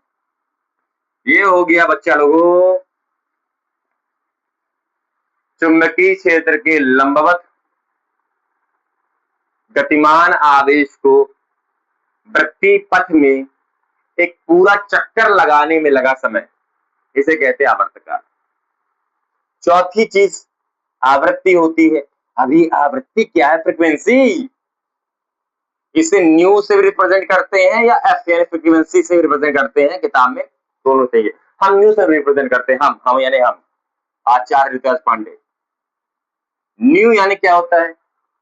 होता है प्रति सेकंड यानी प्रति आवर्त काल में कितने चक्कर, प्रति सेकंड कितने चक्कर। जो वस्तु वृत्तीय गति कर रही है वह 1 सेकंड में कितने चक्कर लगा लेती है? 1 सेकंड में कितने चक्कर लगाती है। यहां पर आवर्तकाल क्या था? 1 चक्कर में कितना समय लगा, उसे आवर्तकाल कहते हैं। अब बात हो रही है कि 1 सेकंड में कितने चक्कर लग जाते हैं, 1 सेकंड में कितने चक्कर, उसे कहते हैं उसकी आवृत्ति। प्रति सेकंड कितने चक्कर, उसे कहते हैं उसकी आवृत्ति, है ना। प्रति सेकंड में चक्करों की संख्या को आवृत्ति कहते हैं। तो बस 1/t यानी क्या है? टी का व्युत्क्रम, आवर्तकाल का व्युत्क्रम कर दो तो हो जाएगा QB/2πm। कितनी होती है बच्चा लोगों आवृत्ति? अभ्यास देखिए, आवर्तकाल या आवृत्ति को ध्यान देखिए फार्मूला को, यानी गतिमान कण के वेग पर या त्रिज्या पर निर्भर नहीं करता आवर्तकाल। त्रिज्या कुछ भी हो, वेग कुछ भी हो, आवर्तकाल उन पर निर्भर नहीं करता। ये अब पांचवा और लास्ट इससे संबंधित, क्या है? हमने बताया था गतिज ऊर्जा कितनी होती होगी। हाँ एक समान है, पर कितनी होती होगी? गतिज ऊर्जा कितनी होती होगी? गतिज ऊर्जा है ना, काइनेटिक एनर्जी, कैपिटल के होता है बच्चों हाफ mv²। समीकरण 1 के पास जाओ, मुझे v का मान चाहिए।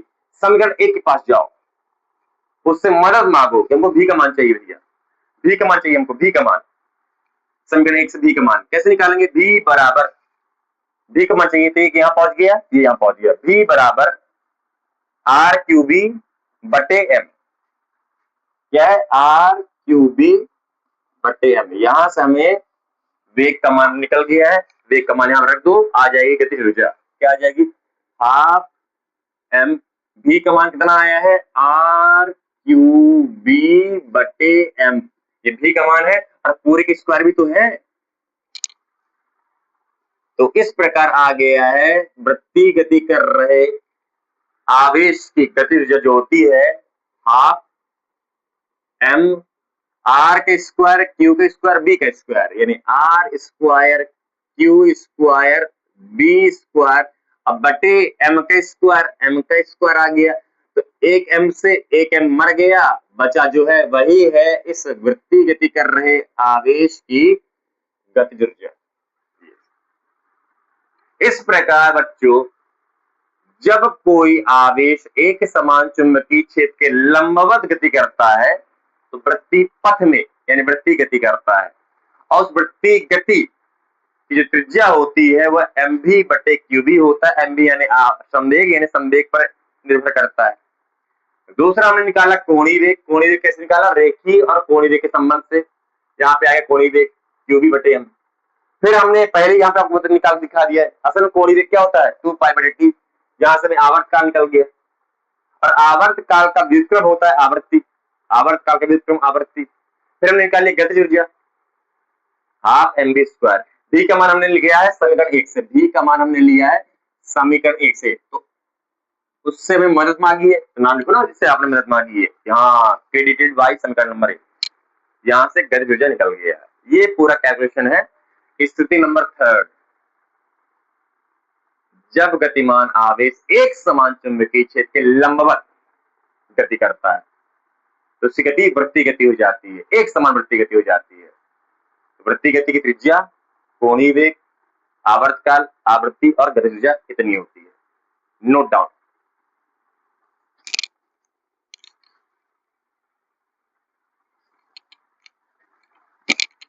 अब चौथी और आखिरी और महत्वपूर्ण स्थिति पढ़ने वाले हैं, जल्दी नोट कीजिए।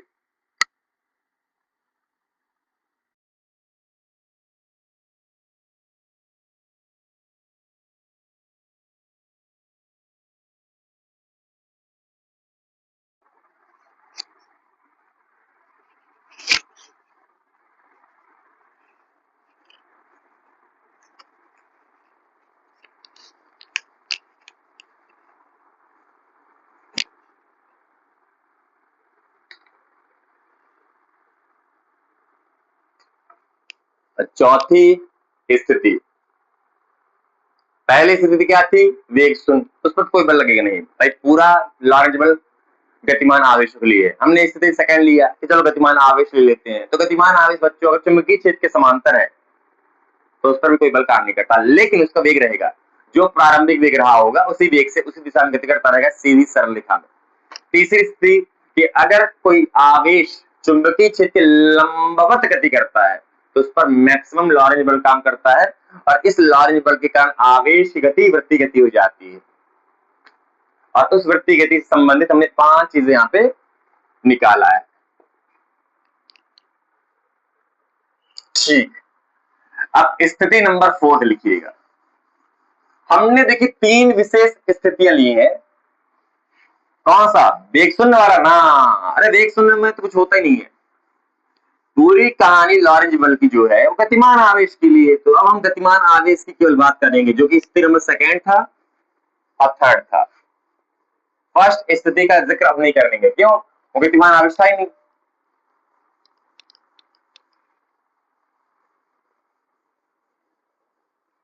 तो अगर आपको चौथी स्थिति मस्त पकड़ के समझना है तो स्थिति नंबर 2 और 3 एकदम कनपटी पे होना चाहिए आपके,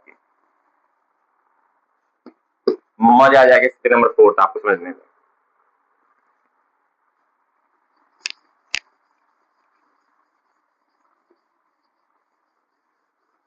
यानी गतिमान आवेश पर लगने वाला बल एंगल पर डिपेंड करता है ना, आवेश के वेग और चुंबकीय क्षेत्र के बीच के कोण पर डिपेंड करता है।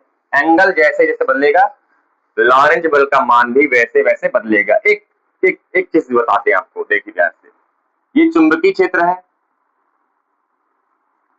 ये चुंबकीय क्षेत्र है,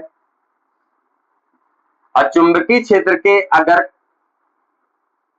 कोई गतिमान आवेश समांतर गति करता है, समांतर गति करता है, तो उस कंडीशन, समांतर गति करता है यानी एंगल शून्य, सही है, एंगल शून्य।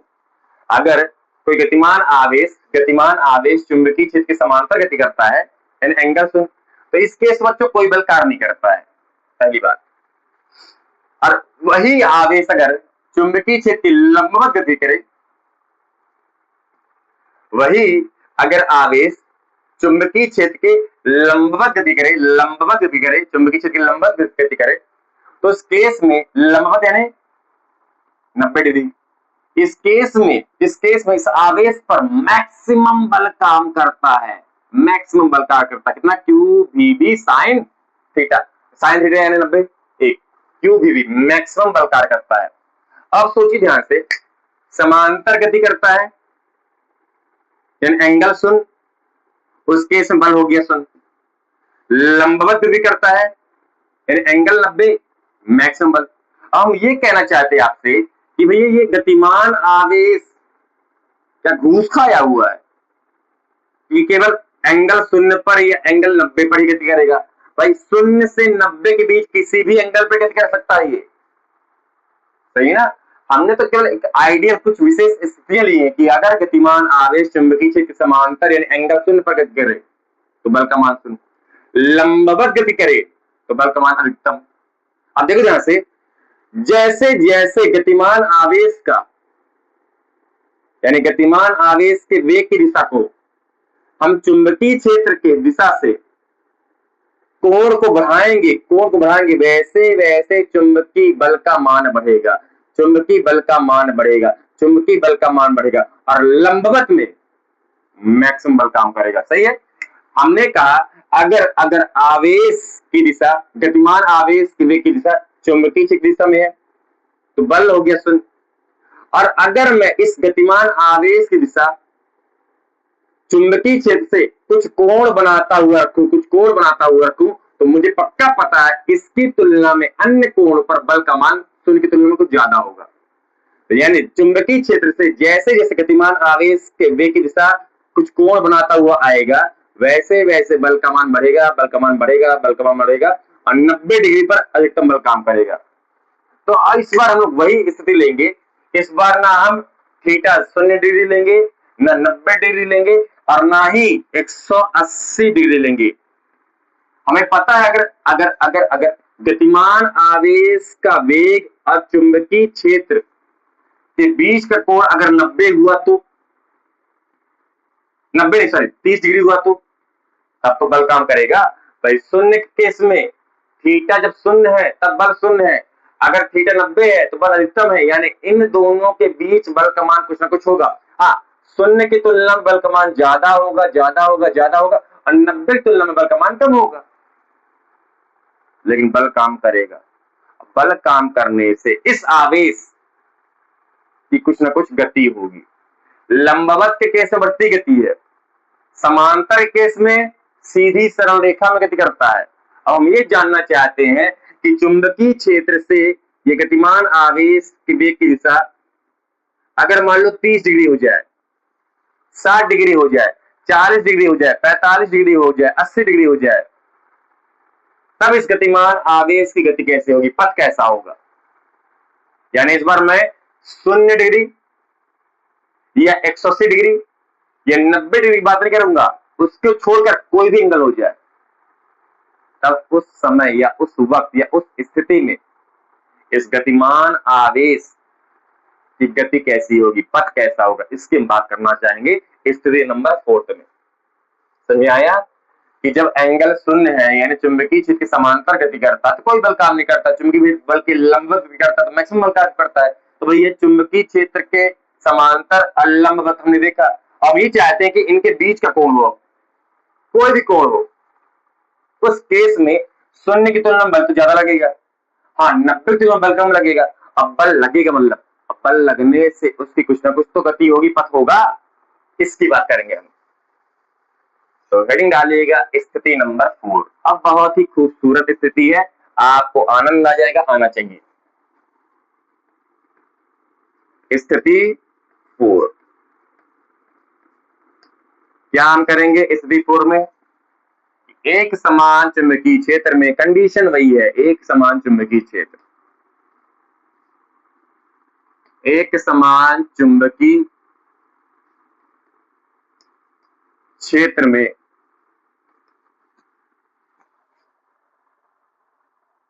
आवेशित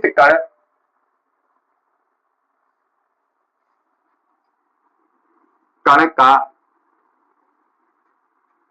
कोई स्वेच्छ कोण यानी क्या हो गया चाची, स्वेच्छ कोण यानी बछुआ लोगों 0 डिग्री, 180 डिग्री या 90 डिग्री को छोड़कर कोई भी कोण हो जाए, कोई भी अन्य कोण हो जाए, इनको छोड़कर 0 डिग्री, 180 व 90 डिग्री को छोड़कर कोई अन्य स्वेच्छ कोण, कोई भी अन्य कोण हो जाए, एक समान चुंबकीय क्षेत्र में आवेशित कण का कोई स्वेच्छ कोण में गति निकाल लेंगे। ठीक है, 0 डिग्री को छोड़ दो, 180 को छोड़ दो, हमने देखा शून्य में कोई बल काम नहीं करता, 180 में कोई बल काम नहीं करता, समांतर गति करता है। जिस दिशा में जिस वेग से गति कर रहा था उसी दिशा में उसी वेग से चुंबकीय क्षेत्र के समांतर गति करता रहेगा, गति पर प्रभाव नहीं पड़ेगा, ना वेग बढ़ेगा ना कम होगा, ना दिशा बदलेगी। 90 डिग्री पर वेग नहीं बदलेगा, गति जो जनियत है, वेग नहीं बदलेगा, दिशा बदलेगी, और दिशा बदलने के कारण वृत्तीय पथ में गति करता रहेगा। हम लेना चाहते इन कंडीशंस को छोड़ के कोई अन्य कोण हो। हमने कह दिया कि भैया यह एक समान चुंबकीय क्षेत्र है। ध्यान से देखने का बड़ा मजेदार स्थिति है, अगर आपने ध्यान सुना पकड़ में आएगा तो मजा आ जाएगा आपको। ये एक समान चुंबकीय क्षेत्र है, यह एक समान चुंबकीय क्षेत्र है। और बच्चों इस एक समान चुंबकीय क्षेत्र में कोई गतिमान आवेश, ये चुंबकीय क्षेत्र है ना, ये चुंबकीय क्षेत्र है, ये चुंबकीय क्षेत्र है, ये चुंबकीय क्षेत्र है, एक समान चुंबकीय क्षेत्र है। गतिमान आवेश चुंबकीय क्षेत्र से कोई स्वेच्छ कोण बनाता हुआ गति कर रहा है। ये है गतिमान आवेश के वेग की दिशा, जो कि चुंबकीय क्षेत्र से कोई कोण बनाता हुआ गति कर रहा है। ना शून्य है, ना 180, ना 90 है, इनके अलावा कुछ भी है। 30 ले सकते हो, 45 ले सकते हो, 60 ले सकते हो, 35 ले सकते हो, 36 ले सकते हो, 37 ले सकते हो, एनीथिंग कुछ भी ले सकते हो।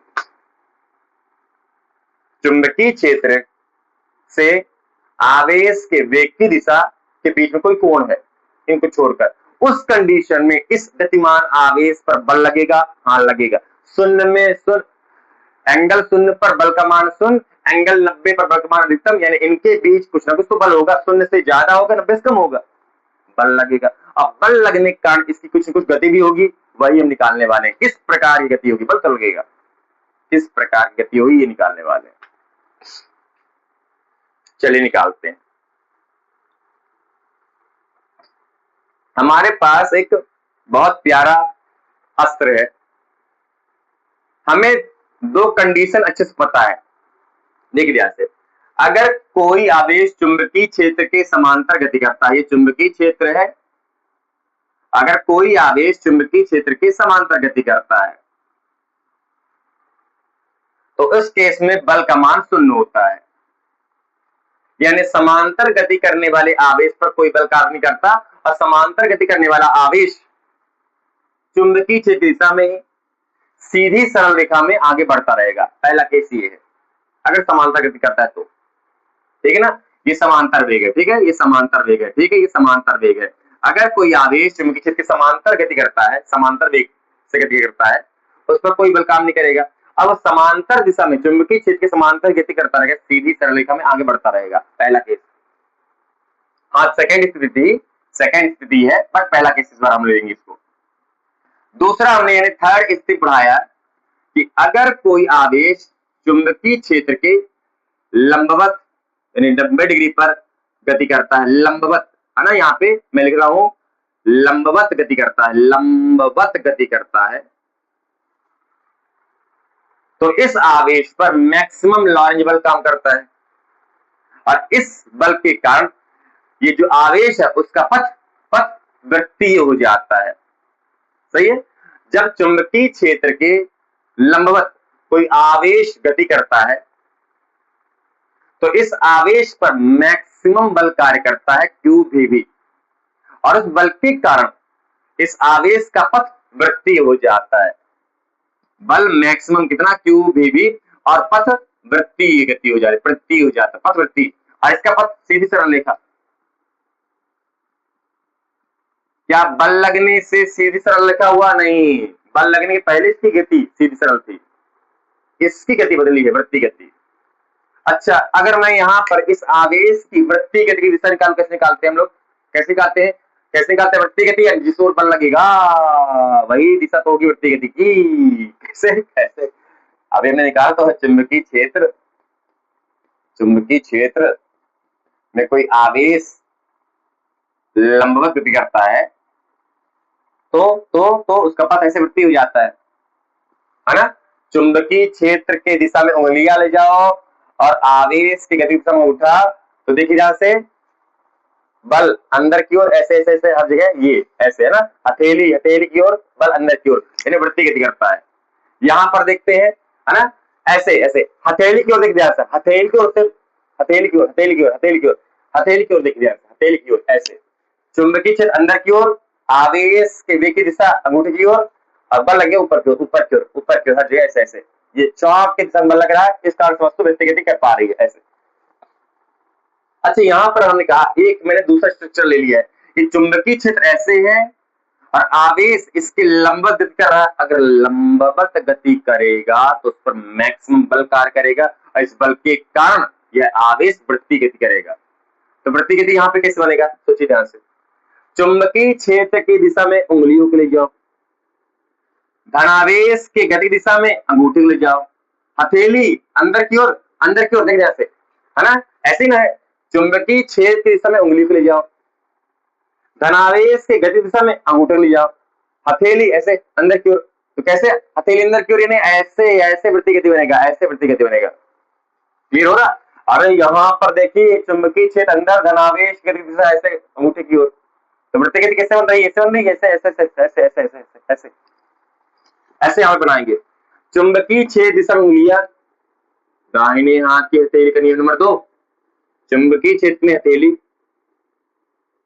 अंगूठा धनावेश की गति दिशा में ऐसे ऐसे ऐसे, ऐसे ऐसे ऐसे ऐसे, ये वृत्ति गति बनेगी, ये वृत्ति गति बनेगी, ये वृत्ति गति बनेगी, कैसे, ऐसे।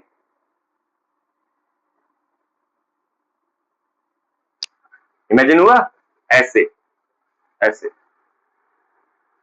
चुंबकीय क्षेत्र की दिशा में उंगलियां, आवेश की गति की दिशा में अंगूठा, तो ऊपर बल लगेगा, ऊपर बल लगने से वृत्ति गति कैसे, ऐसे, बस घुमा दो जाओ, ऐसे घुमा गया, घुमा दिया, यही पथ यहां भी करने वाले घुमाएंगे हम। क्या चुंबकीय क्षेत्र इसी के बारे में बता रहे हैं, उसी के बारे में बता रहे हैं, और चिपकाने वाले, बस ध्यान देना।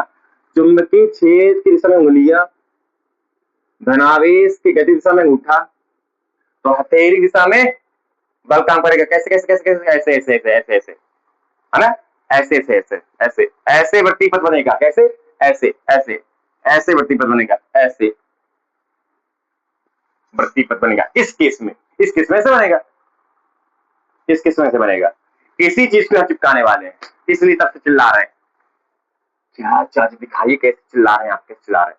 तो हमने कहा भैया चुंबकीय क्षेत्र में अगर गतिमान आवेश किसी स्विच कोण से दिशा कर, स्विच कोण से गति करता है, यानी 0 डिग्री, 90 डिग्री, 180 डिग्री छोड़ के किसी अन्य दिशा में, किसी अन्य कोण से गति करता है, तो उसकी गति कैसी होगी, ध्यान देना। हमने कहा आवेश के वेग की दिशा ये है, ये है, ये है। एक काम करो, एक काम करो, इस वेग को दो लंबवत घटकों में बांट दो। हमने कहा ना हमारे पास मस्त एक अस्त्र है, क्या करेंगे, इस वेग को हम लोग दो घटकों में बांट देंगे, एक घटक ये, दूसरा घटक ये, और दोनों घटक एक दूसरे के लंबवत होने चाहिए। अब इसका रोल खत्म, क्यों, क्योंकि अब इसी को मैंने दो लंबवत घटकों में बांट दिया, यानी जो असल में आवेश इस दिशा में गति कर रहा था, अब इन दो घटकों की गति कर रहा असल में। अब इसकी कहानी हम इन दो घटकों के माध्यम से जानेंगे, ठीक है। अब मैंने इसी को दो लंबवत घटकों में बांट दिया, थीटा के साथ वाला घटक होता बच्चा लोगों कॉस थीटा, और इसके लंबवत घटक होता भी साइन थीटा। अब इस वाले का काम खत्म, काम खत्म क्यों, कि भैया हमने इसी को तो दो घटकों में बांट दिया है, यानी यानी इस आवेशित कण, यानी इस गतिमान आवेश की जो ये दिशा थी, असल में अब दो घटक दिशा में बदल गया है, एक दिशा ये, दूसरी दिशा ये है। अब हम इन दोनों का कैलकुलेशन कर लेंगे, इन दोनों की कैलकुलेशन से हमें पता चल जाएगा कि असल में आवेश की गति कैसी होगी, है ना। हमने इसको दो घटकों में बांट दिया है, यानी अब इसका रोल खत्म, यही तो है, ये दोनों मिलके यही तो है। तो ये इसका एक घटक ये हो गया भी कॉस थीटा, और दूसरा घटक हो गया भी साइन थीटा, यानी अब आवेश असल में भी कॉस थीटा वाले घटक में गति कर रहा है और भी साइन थीटा वाले घटक में गति कर रहा है, ठीक है, ठीक है, ठीक है। अच्छा, तो जैसे ही हमने गतिमान आवेश गतिमान आवेश के वेग भी के दो घटक बनाए, यानी घटक बनाए, यानी अब इस वाले वेग का रोल खत्म और यही वेग तो है, दोनों मिलके यही तो है। यानी गतिमान आवेश एक ही टाइम पर भी कॉस थीटा की दिशा में भी गति कर रहा है और भी साइन थीटा की दिशा में भी गति कर रहा है। तो दो घटक कौन कौन से? पहला घटक है भी, मैंने कह दिया भी साइन थीटा, और दूसरा घटक है भी कॉस थीटा। किसी को भी यहाँ किसी ले सकते हैं, है तो दोनों घटक ही उसके। यानी जो आवेश असल में एक घटक ये हो गया, दूसरा घटक ये, यानी आवेश इस दिशा में गति कर रहा है और यही आवेश इस दिशा में गति कर रहा है। इसका रोल खत्म, क्योंकि इसकी जगह ये दोनों आ गए, ये दोनों मिलकर यही तो है। ठीक है, अब बच्चों देखो ध्यान से, जो भी साइन थीटा वाला घटक है, ध्यान से, भी साइन थीटा वाला जो घटक है चुंबकीय क्षेत्र के लंबवत है क्या? भी साइन थीटा वाला जो घटक है ये गतिमान आवेश का भी साइन थीटा वाला घटक चुंबकीय क्षेत्र के लंबवत है। यानी ये जो भी साइन थीटा वाला घटक बच्चों असल में वह चुंबकीय क्षेत्र के लंबवत दिशा में गति कर रहा है। सही है। और जब कोई आवेश चुंबकीय क्षेत्र के लंबवत गति करता है तो उस पर मैक्सिमम बल कार्य करता है और यह बल इस आवेश को वृत्तीय गति कराता है। सही है। यानी मैं कह सकता हूं कि यह आवेश जो कि चुंबकीय क्षेत्र में लंबवत दिशा में गति कर रहा है, यानी यह लंबवत दिशा में गतिमान आवेश का जो घटक है, चुंबकीय क्षेत्र के लंबवत दिशा में गतिमान आवेश का जो घटक है, इस गतिमान आवेश को वृत्तीय गति कराएगा। पहली बात, ठीक है ना। हमने वेग को दो लंबवत घटकों में बांट दी है, यानी जो आवेश, अब जो वेग है, आवेश का जो वेग है, एक वेग ये है, दूसरा वेग ये है।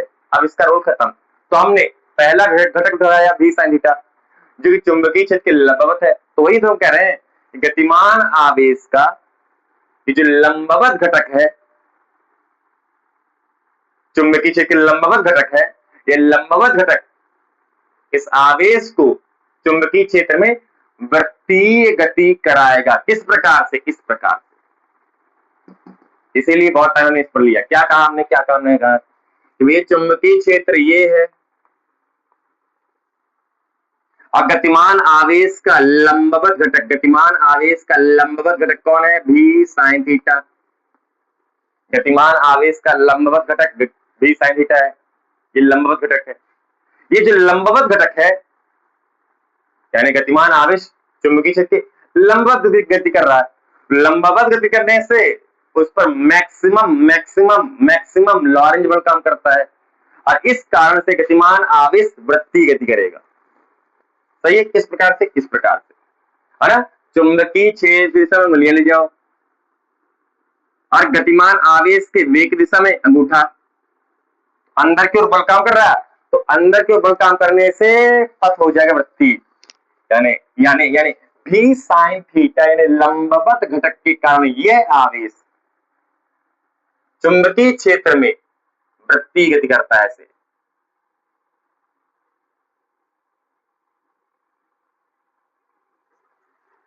ठीक है, चुंबकीय क्षेत्र में वृत्तीय गति करता है। ऐसे ऐसे ऐसे ऐसे ऐसे ऐसे वृत्तीय गति करता, पहली बात। और इसी गतिमान आवेश का वेग का दूसरा घटक है भी कॉस थीटा। भी कॉस थीटा यानी ये जो भी कॉस थीटा घटक है, ये चुंबकीय क्षेत्र के समांतर है। तो अगर कोई गतिमान आवेश चुंबकीय क्षेत्र के समांतर गति करता है, अगर कोई गतिमान आवेश चुंबकीय क्षेत्र के समांतर गति करता है, अगर अगर अगर अगर अगर अगर हमने कहा इसके वेग का थीटा के साथ वाला जो घटक है वो तो भी कॉस थीटा है, यानी जो भी कॉस थीटा, गतिमान आवेश का भी कॉस थीटा वाला जो घटक है, यानी गतिमान आवेश का ये वेग है,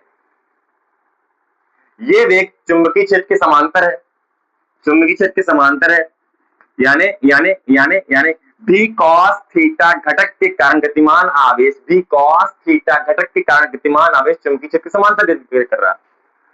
भी कॉस थीटा घटक के कारण गतिमान आवेश चुंबकीय क्षेत्र के समांतर गति कर रहा है। और जब कोई आवेश चुंबकीय क्षेत्र के समांतर गति करता है तो उस पर कोई बल कार्य नहीं करता, लेकिन अगर आवेश गतिमान है तो सीधी सरल रेखा में बिना दिशा बिना वेग बदले सीधी सरल रेखा में गति करता रहेगा। सीधी सरल रेखा में गति करता रहेगा, यानी इसकी गति सीधी सरल गति ही होगी। क्या कहा हमने, क्या कहा इस कंडीशन के लिए, क्या कहा, ये भैया चुंबकीय क्षेत्र है और चुंबकीय क्षेत्र के समांतर वाला घटक कौन सा है, भी कॉस थीटा। सही है, भी कॉस थीटा, यानी गतिमान आवेश के जो वेग का कॉस थीटा वाला घटक है वह चुंबकीय क्षेत्र के समांतर है।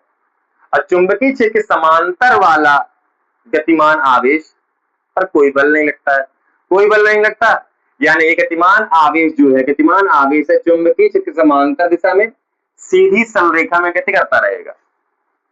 ठीक है, अब इन दोनों को मिक्स करते हैं। समझ में आई बात, हमने यहाँ पे भी पहले समझाया था, यहाँ समझा दिया डबल डबल और कई बार बोले भी हैं। क्या कहा हमने कि गतिमान आवेश जो चुंबकीय क्षेत्र कुछ कोण बना रहा है, इसको हमने दो घटकों में बांट दिया, दो लंबवत घटकों में बांटा जाता है। थीटा के साथ वाला घटक कॉस थीटा है, लंबवत घटक साइन थीटा है। अब असल में ये जो गतिमान आवेश है, एक घटक भी कॉस थीटा की दिशा में गति कर रहा है और दूसरा घटक भी साइन थीटा की दिशा में गति कर रहा है। इसका रोल खत्म, यही तो है, ये दोनों मिलकर यही तो है।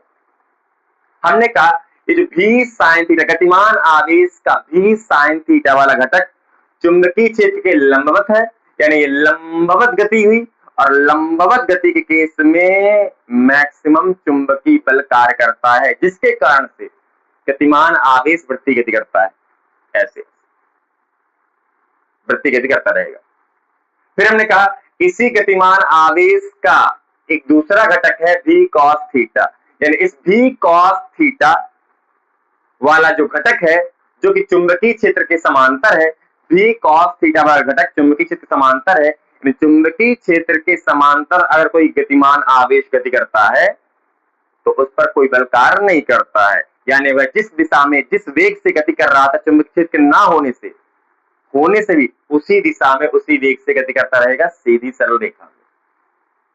अब इन दोनों को मिक्स करते हैं कि भैया ये जो गतिमान आवेश है लंबवत दिशा में भी गति कर रहा है, वृत्तीय गति कर रहा है, और समांतर दिशा में भी गति कर रहा है, यानी सीधी सरल रेखा में गति कर रहा है। यानी जो गतिमान आवेश है एक ही टाइम पे लंबवत घटक के कारण वृत्तीय गति कर रहा है और समांतर घटक के कारण सीधी सरल रेखा में गति कर रहा है। तो बताओ असल में गतिमान आवेश की गति कैसी होगी, वृत्तीय भी होगी और वृत्तीय गति करते हुए आगे भी बढ़ेगा। क्या कहा, मजेदार चीज क्या कहा हमने, ये बच्चों चुंबकीय क्षेत्र, ध्यान से देखना, बस आखिरी चीज है, चुंबकीय क्षेत्र है और चुंबकीय क्षेत्र से थीटा कोण बनाता हुआ आवेश गति कर रहा है। हमने इसी वेग को दो घटकों में बांट दिया, एक घटक हो गया भी कॉस थीटा, दूसरा घटक हो गया भी साइन थीटा। ये भी साइन थीटा वाला घटक चुंबकीय क्षेत्र के लंबवत है और लंबवत घटक आवेश को वृत्तीय गति कराता है, पहली बात।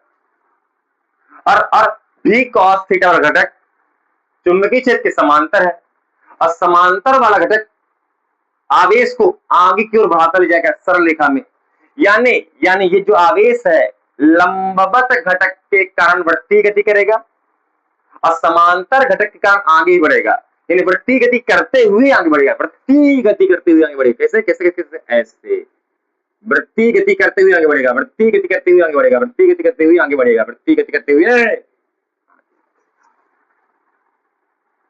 ऐसे ऐसे वृत्तीय गति करते हुए आगे बढ़ेगा, वृत्तीय गति करते हुए आगे बढ़ेगा, लंबवत घटक के कारण वृत्तीय गति, समांतर घटक के कारण सीधी सरल रेखा में आगे बढ़ेगा, ऐसे ऐसे वृत्तीय गति और आगे बढ़ता जाएगा, वृत्तीय गति आगे बढ़ जाएगा। देखिए ध्यान से, हमने पढ़ा था परिनालिका कुंडलिनी गति करेगा। परिनालिका याद आया? कुंडलिनी गति से कहते हैं बच्चों, कुंडलिनी गति, कुंडलिनी गति से कहते हैं, कुंडलिनी गति, कुंडलिनी गति। यानी अगर कोई गतिमान आवेश चुंबकीय क्षेत्र से 0 डिग्री, 180 डिग्री या 90 डिग्री छोड़कर कोई अन्य कोण पर गति करता है, तो उसको हमने घटकों से समझ लिया। घटकों से समझा, लंबवत घटक के कारण वृत्तीय गति होती है, समांतर घटक के कारण सीधी सरल रेखा में गति होती है। यानी यह आवेश वृत्तीय गति और सीधी सरल रेखा में गति के कॉम्बिनेशन में गति करेगा। यानी वृत्तीय गति करते हुए आगे बढ़ेगा, वृत्तीय गति करते हुए आगे बढ़ेगा। स्प्रिंग जैसे होता है, स्प्रिंग होता है ढेचू ढेचू स्प्रिंग, तो स्प्रिंग जैसे, इसे कहते हैं बच्चों कुंडलिनी गति, कुंडलिनी गति इसे कहते हैं कुंडलिनी। कैसे? लंबवत घटक के कारण वृत्तीय, ऐसे लंबवत घटक के कारण है ना, चुंबकीय क्षेत्र ऐसे, आवेश ऐसे, तो ऐसे ऐसे ऐसे ऐसे ऐसे, लंबवत घटक के कारण वृत्तीय और समांतर घटक के कारण आगे बढ़ेगा, वृत्तीय गति करते हुए आगे बढ़ेगा, वृत्तीय गति करते हुए आगे बढ़ेगा, वृत्तीय गति करते हुए आगे बढ़ेगा, वृत्तीय गति करते हुए आगे बढ़ेगा, ऐसे। इसे कहते हैं बच्चों परिनालिका। एक लंबी बेलनाकार कुंडलिनी होती है, यानी इसे कौन सी गति कहेंगे? कुंडलिनी गति। कौन सी गति? कुंडलिनी गति से कहेंगे, कुंडलिनी गति। फेल हुआ? समझ आया? पक्का आना चाहिए। इस प्रकार अगर कोई गतिमान आवेश चुंबकीय क्षेत्र से कुछ कोण बनाता हुआ गति करता है, तो उसकी गति कुंडलिनी गति होती है, कुंडलिनी गति होती है। नोट कर लीजिए। अब कुंडलिनी गति यानी क्या है? वृत्तीय गति भी है और सीधी सरल रेखा में गति भी है। तो सीधी सरल रेखा में तो हमने कोई कैलकुलेशन नहीं किया है, और वृत्तीय गति में हमने 5 चीजें आपको बताई है। अगर वृत्तीय गति है तो उसकी त्रिज्या होगी, कोणीय वेग होगा, आवर्तकाल होगा और आवृत्ति होगी, और 5वां गति त्रिज्या होगा। ठीक है, तो इसमें भी आप निकाले तो महत्वपूर्ण है नहीं, इसमें महत्वपूर्ण आता है त्रिज्या। त्रिज्या में थोड़ा बदलाव आएगा बस, बाकी जो नेक्स्ट है कोणीय वेग है, आवर्तकाल है, आवृत्ति और गति जो है सब सेम रहेगा, सब कुछ सेम रहेगा, खाली त्रिज्या में थोड़ा बदलाव आएगा। और इसमें एक नया टर्म आता है, तो जो चीज बदलेगी उसकी हम बात करते हैं, जो चीज नहीं बदलने वाली उसकी बात का फालतू टाइम पास करें ना। इसमें भाई वृत्तीय गति कर रही है, भाई सीधी सरल रेखा में गति कर रही है, तो इसमें तो कुछ नहीं निकालते अपन, लेकिन वृत्तीय गति में हमने त्रिज्या तो निकालती है भाई, कुछ ना कुछ त्रिज्या भी तो होगी, कुछ ना कुछ त्रिज्या भी तो होगी, वृत्तीय पथ की त्रिज्या भी तो होगी। तो चलिए फर्स्ट चीज निकाल लेते हैं, वृत्तीय पथ की त्रिज्या। वृत्तीय पथ की त्रिज्या माना जो है वही लिखना है जो कि स्थिति नंबर 3 में आपको लिखवाया था, डिक्टो वही, कि माना m द्रव्यमान का कोई गतिमान कण r त्रिज्या वाले वृत्तीय पथ में गति करता है, वृत्तीय गति करता है, और वृत्तीय गति कर रहा है, यानी इसके लिए आवश्यक अभिकेंद्र बल लॉरेंज बल से प्राप्त होता है। यानी अभिकेंद्र बल जो है, अभिकेंद्र बल जो है, अभिकेंद्र बल जो है बच्चों कहां से मिलता है? अगर कोई वस्तु वृत्तीय गति कर रही है तो पक्का अभिकेंद्र बल काम कर रहा होगा। और अभिकेंद्र बल स्वयं से उत्पन्न नहीं होता है, वह किसी अन्य बल का रूप धारण करता है। तो अन्य बल यहाँ पे क्या है? लॉरेंज बल। लॉरेंज बल के कारण ही अभिकेंद्र बल में बदल के आवेश वृत्तीय गति कर पा रहा है। तो अभिकेंद्र बल हो गया यहाँ पे mv² बटे r, और लॉरेंज बल हो गया qvb। लंबवत वृत्तीय गति किस कारण से होती है? लंबवत घटक के कारण से।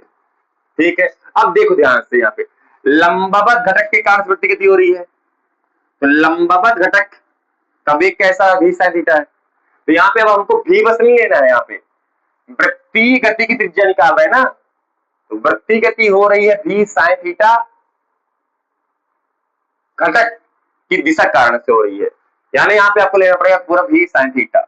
हमने कहा खाली एक चीज बदलेगा, बाकी सब कुछ सेम रहेगा, v sin theta q v b।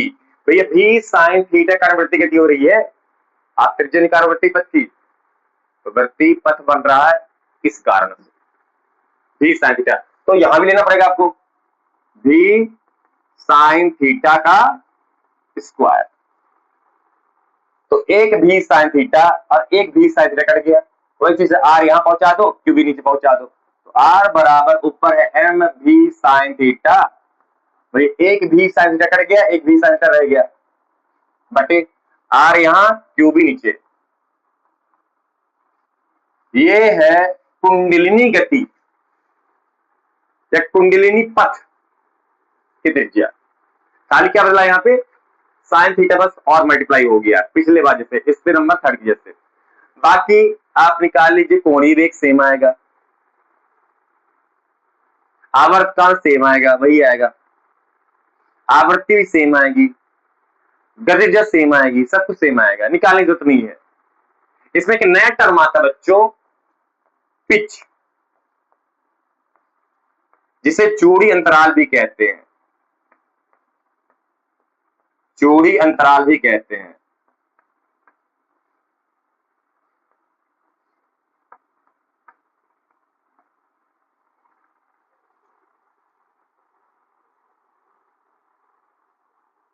क्या होता है चूड़ी अंतराल, परिभाषा सुने, क्या है परिभाषा, चुंबकीय क्षेत्र की दिशा में, चुंबकीय क्षेत्र की दिशा में,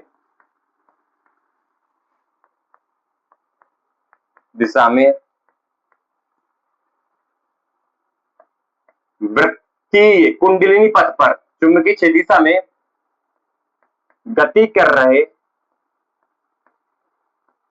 वृत्तीय गति है ना, चुंबकीय क्षेत्र की दिशा में गति कर रहे आवेश द्वारा एक पूरा चक्कर, एक पूरा चक्कर लगाने में, ध्यान सुनना, लगाने में तय की गई दूरी को, तय की गई दूरी को पिच या चूड़ी अंतराल कहते हैं। इसे स्मॉल पी से रिप्रेजेंट करते हैं, स्मॉल पी से प्रदर्शित करते हैं। ये क्या चीज है चार्ली, क्या आपने लिख दिया, चुंबकीय क्षेत्र की दिशा में, ये जो कुंडलिनी गति, ध्यान से देखिए, कुंडलिनी गति है जो चुंबकीय क्षेत्र दिशा में ही है, देखिए ध्यान से, ऐसे ऐसे चुंबकीय क्षेत्र दिशा में गति हो रही है, तो आपने ये लिखा ना कि चुंबकीय क्षेत्र की दिशा में गति कर रहे आवेश द्वारा, आवेश तो गति कर रहा है चुंबकीय क्षेत्र में, जिसका पथ कुंडलिनी है, तो चुंबकीय क्षेत्र की दिशा में गति कर रहा है कौन, आवेश, तो चुंबकीय क्षेत्र की दिशा में गति कर रहे आवेश द्वारा एक पूरा चक्कर, एक पूरा चक्कर, एक पूरा चक्कर लगाने में तय की गई दूरी को, देखो ध्यान से, देखो ध्यान से, ये है, मान लो यहां से गिरना शुरू किया, यहां से गिरना शुरू किया, तो ये गति किया, ये गति किया, ये गति किया, पूरा चक्कर आ गया, यहां से गति करना शुरू किया, तो ये एक पूरा चक्कर जहां शुरू वहीं पे खत्म, ये, तो देखिए ध्यान से यहां तक इसने कुछ दूरी तय की। अरे कुंडलिनी गति क्या है, वृत्तीय गति के साथ आगे बढ़ना, वृत्तीय गति के साथ आगे बढ़ना है ना, वृत्तीय गति के साथ आगे बढ़ना, ये फिर आगे दूसरे चक्कर, ये, तो चले पहले आप या तो एक चक्कर मान लीजिए, या तो दूसरा एक चक्कर मान लीजिए, इन प्रत्येक चक्कर में वृत्त के बीच कितना अंतर आ रहा है, उसे कहते हैं चूड़ी अंतराल या पिच। फील हुआ पक्का होना चाहिए। आप स्प्रिंग ले लीजिए, स्प्रिंग ले लीजिए, स्प्रिंग गोल को घूमता हुआ आगे बढ़ता है, तो एक गोला दूसरा गोला के बीच अंतर होता है, उसे कहते हैं चूड़ी अंतराल, ठीक ना, ऐसे ऐसे ऐसे, ये फिर अगला अगला अगला अगला वृत्त ऐसे, तो देख लिया से, ये पहला वृत्त था, अंतर आ गया, ये दूसरा वृत्त था, अंतर आ गया, तो एक पूरा चक्कर में कुछ ये दूरी तय कर रहा है, इसे कहते हैं पिच या चूड़ी अंतराल, इसे कहते हैं पिच या चूड़ी अंतराल, ठीक है। तो पिच असल में दूरी है, असल में पिच जो है बच्चों दूरी है, असल में पिच जो है असल में दूरी है। तो आप निकाल सकते हैं भाई पिच बराबर क्या हो जाएगा, पिच असल में दूरी है, दूरी है, दूरी है, दूरी है, दूरी है, दूरी बराबर क्या होता है जी, वेग गुणे समय। दूरी बराबर होता है क्या जी, वेग गुणे समय, वेग गुणे समय, वेग गुणे समय, वेग गुणे समय। तो मेरे को एक चीज बताओ आप ध्यान से, कि जो दूरी आ रही है, दूरी हम लोग निकालने वाले हैं, दूरी होता है बच्चों, दूरी यानी पिच, तय की दूरी को ही तो पिच कहते हैं, दूरी को ही पिच कहते हैं। तो दूरी होता है वेग गुणे समय होता है। तो ये दूरी आ रही है बच्चों, दूरी आ रही है, दूरी आ रही है, जो अंतराल आ रहा है, किस वेग की वजह से आ रहा है सोच बताना, लंबवत वेग की वजह से या समांतर वेग की वजह से आ रहा होगा, सोच बताना। थर्ड स्थिति में हमने वृत्तीय गति को देखा था, उसमें वेग क्या था, भी था, उसमें क्या अंतर आ रहा था, पिच आ रहा था, नहीं आ रहा था, यानी लंबवत गति के कारण, लंबवत वेग के कारण पिच जैसा शब्द नहीं आया है।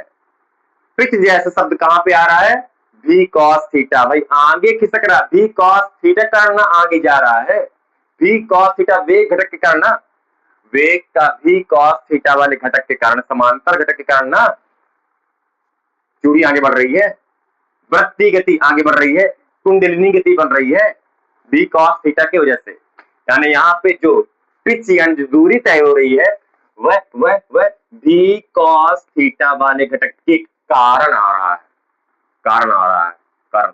यहाँ पे आप समय निकाल लो, समय कितना होगा चाहिए आपको, निकाल नहीं, समय आपको निकाल के मुझे याद नहीं है, आपने समय जो निकाला होगा उस केस में थर्ड स्थिति में वही समय, एग्जैक्टली वही समय है।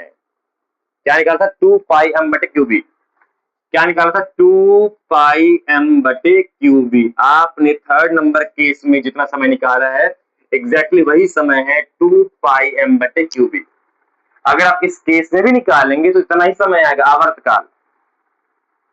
एक चूड़ी यहां पे लिखा है ना, चुंबकीय क्षेत्र में, चुंबकीय क्षेत्र की दिशा में गति कर रहे आवेश द्वारा एक पूरा चक्कर, एक पूरा चक्कर लगाने में कितना समय लगा, एक पूरा चक्कर लगाने में तय की दूरी, दूरी बराबर वेग बटे वेग गुणे समय, दूरी बराबर वेग गुणे समय। तो ये जो दूरी तय हो रही है समांतर घटक के कारण हो रही है, और एक पूरा चक्कर वाला समय लिया जाएगा जिसे आवर्तकाल कहते हैं। आवर्तकाल होता है 2 पाई एम बटे क्यू बी। हमने थर्ड स्थिति में सब कुछ निकाला है, अब फोर्थ में निकालेंगे, डिप्टो यही आएगा, डिप्टो यही आएगा, खाली त्रिज्या बदलेगा और ये नई चीज आ गई, खत्म। इस प्रकार आज का लेक्चर खत्म। जय श्री राम।